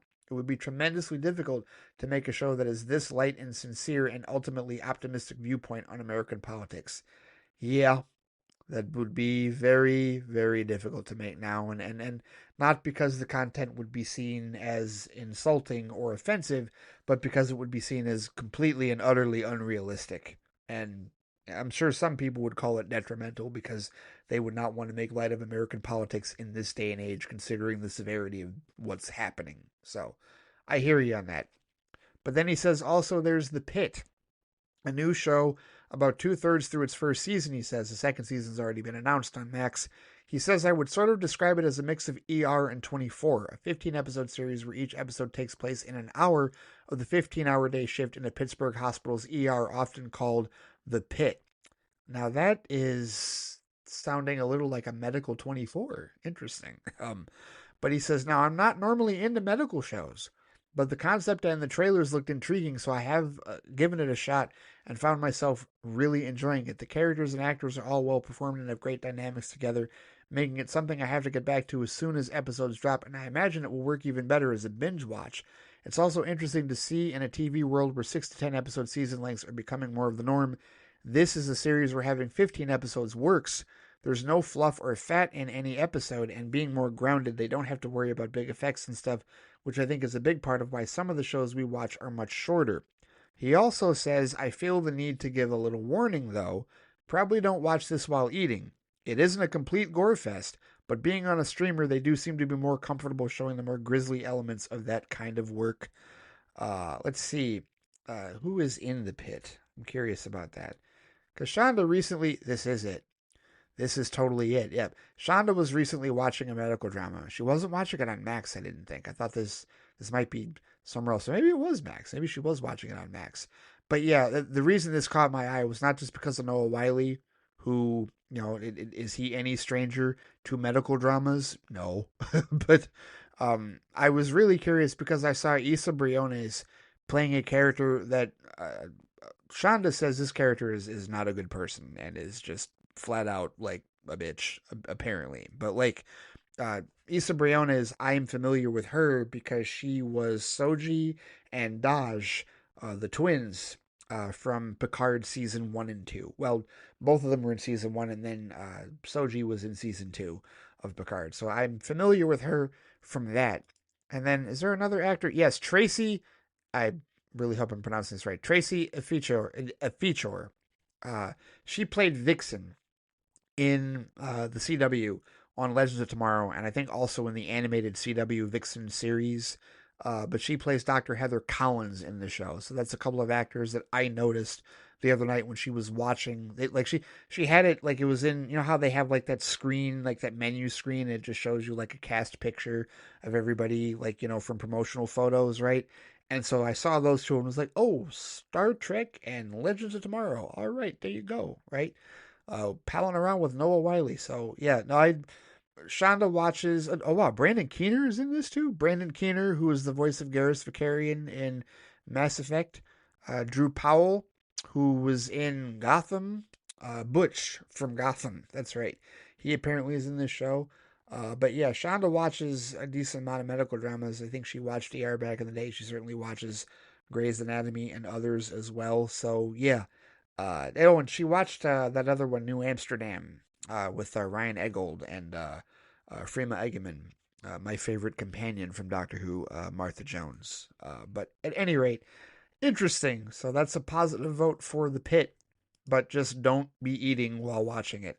But Jared says, I think if there's an overall point to this part of my email, I guess it's to say that this shows that one shouldn't limit themselves to just certain genres and think, I can't watch that. I'm not into this type of thing, because you never know what you might miss. So I agree with that. And I am certainly not above talking about other shows, right? This show is about movies, TV, and other assorted media. And I realize that a lot of times that centers around the comic book stuff and the science fiction stuff, but it can definitely go into stuff like this. There's more of this stuff that I would like to watch, that I am interested in watching for sure. So yeah, I am not against that whatsoever at all, Jared. But let's get to your third and final email for this particular week, called Daredevil Flight Again, and more. You had some more to add. I gotta believe you watched episode 3, hopefully. But either way, so he says, hey Ray, hope you're doing well and that the daylight savings, taking an hour of sleep, isn't doing too much to you. Uh, well, it was kind of a rougher week in that regard, but it's okay. I'm just a little bit tired. I might crash as soon as I finish editing and posting this particular episode tonight. He says it's weird. I think that's the one thing we can agree on a bipartisan level. There's always talks about repealing it, but it never happens. But I digress already. Going to put my thoughts on your latest Flightcast and Flightbox episodes. Okay, so he's listened to Flightbox. He knows we're in full spoiler territory with Daredevil Born Again. Awesome. But first, he says, can't contribute much to the Mario talk outside of the Game Boy Advance. I was more of a Sega and then PlayStation kid growing up, but all the talk about it reminded me of something that happened recently, he says. What did you think of the announcement of the Nintendo Switch 2? I always like the idea of the Switch, a game system that can be both a home and handheld. But between some of the technical limitations and not enough of the exclusive games wowing me enough to fully commit to a few $100 purchase. But I'm curious about this one, especially if they fix some problems of the Switch, like the dreaded Joy-Con drift, and the games that come with it look good. I believe we're supposed to get more information in April, so I guess we'll just have to wait and see. Let me click on the link, because quite honestly, I didn't look at this first look trailer. This came out a month ago because I bought a 35th anniversary Mario Red and Blue Switch a couple of years ago, and I really only have one game for it, which is Super Mario All-Stars. So I haven't really, I don't have a ton of thoughts with respect to the idea of a Switch 2, because gaming systems, our primary gaming system in our home is an Xbox Series X, which Shonda largely plays way more than I do at this point. It used to be 50-50 back in the day when I worked at GameStop, but since I got into television, it definitely changed. Oh, okay, I'm watching this video, the link that you sent on the Switch 2, this first look trailer, and I mean, it looks awesome. It doesn't look too terribly different. I like the stands, and okay, I guess some of the controller hookups look a little different as far as the split controller. It does look, I guess, slightly more ergonomic. I don't know. Let's see. Okay. Oh, okay. They're demoing a Mario Kart. Well, Mario, as I said in the previous episode, that little Italian plumber, the easiest way to my heart. That's no doubt with respect to video games. So that looks awesome. And let's see. Plays Nintendo Switch 2 exclusive games as well as Nintendo Switch games. Uh, April. April 2nd is when the Nintendo Direct, they're going to have more information on it. All right. Fair enough. I don't have any immediate thoughts on it, Jared, but stay tuned. We can talk about it further as we get more information on it for sure. Because, again, more video game chats. I am not above that whatsoever on this show. We've had a few. Continuing, Jared says that was a good segment on Gene Hackman. I don't think anyone outside the police involved really knows what happened, but what I've seen since I last talked about it here is enough to say that whatever happened, it's a sad end for anyone. One movie of his that comes to mind that doesn't get talked about as much is The Birdcage, which co-starred Robin Williams, Nathan Lane, and Diane Wiest, in which Hackman plays a Republican senator whose daughter is engaged to the son of men who run a drag queen show in Miami, who has to play straight when her family comes to visit. It's really funny, heartfelt, and without going into spoilers, Hackman does something that I don't think he's ever done since that's very memorable. It's on Prime now, along with The French Connection, which I also need to see. And all that said, yes, you do need to see Young Frankenstein just in general, though Hackman's cameo is a highlight of the film. And yeah, he says, I hardly haven't seen any of the Oscar winning films from this year, really, other than Dune Part 2, but I am planning on seeing Conclave and The Substance since I've been hearing a lot of good things. Yes, those are on my list too. Thank you for reminding me of that. He says, I might try Emilia Perez as well, if not just to see what all the fuss is about. Yeah, I'm not really like jacked up to see Emilia Perez. I'm just curious. Whenever there's that much controversy around a film, I'm always curious just to see it to gauge for myself. Like, what is this all about? So I'm with you on that one, Jared. He says he won't get too much into the Lanterns photo since he went into it in the previous email, but the photo op with Snyder, he says, the picture of James Gunn and Zack Snyder, was nice to see, if not just for something that proves the weirdos wrong, he says. I've heard some suggest that this could mean Snyder could play a role in the upcoming DCU, and while I'm not fully convinced, that would be cool.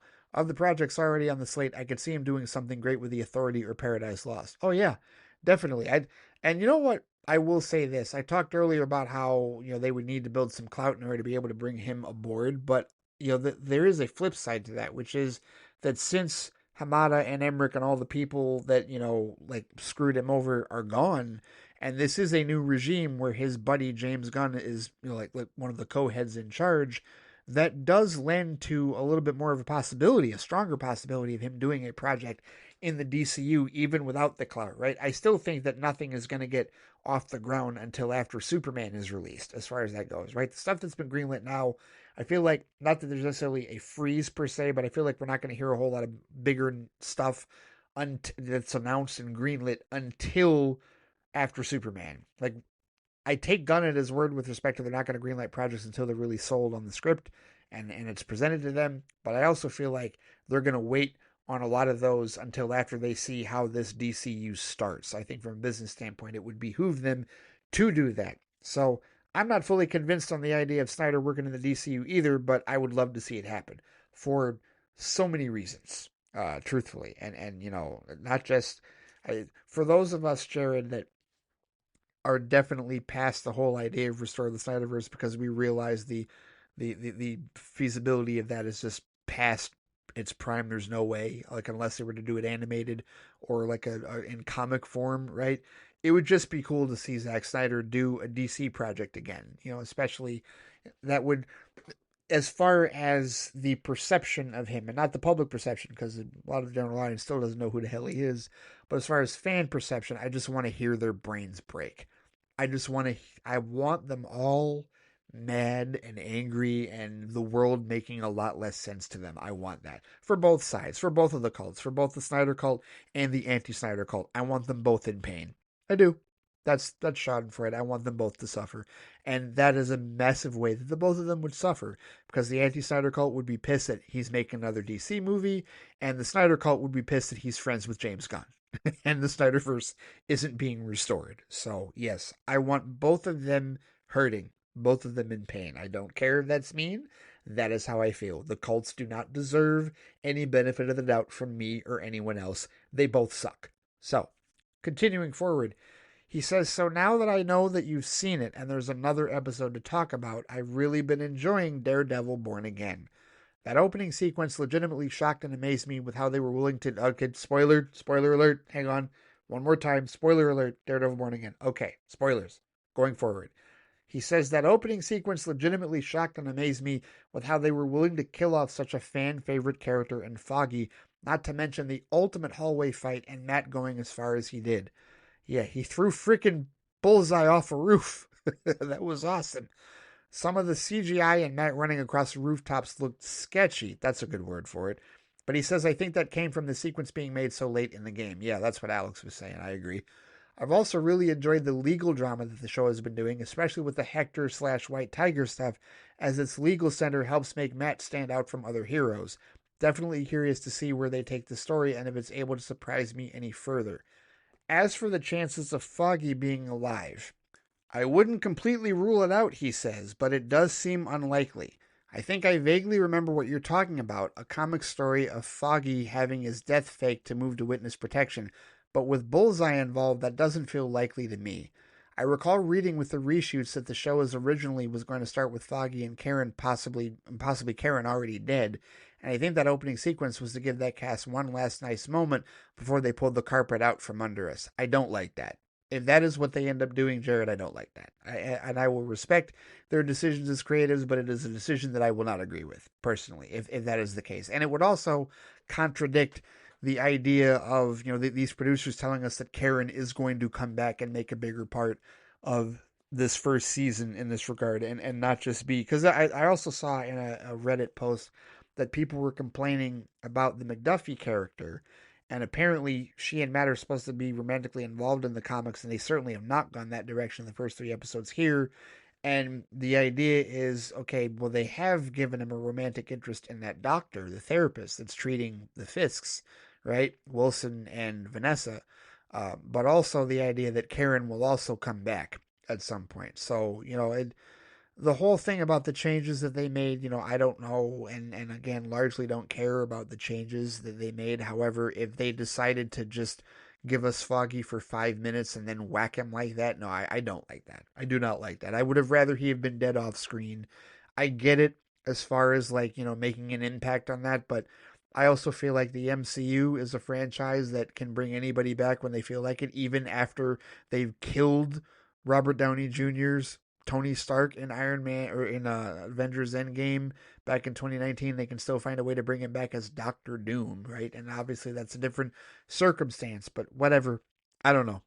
It is what it is. We'll see how it goes. But if that was a carpet pull and Foggy is actually dead, then it really sucks that Eldon Henson did all that press for 5 seconds or whatever it was. That is the bullshit of Hollywood in that regard. And I realized they would have to do it to keep up the allure, if you will, to keep up the facade, but that sucks, in my opinion. That is not something that I would agree with.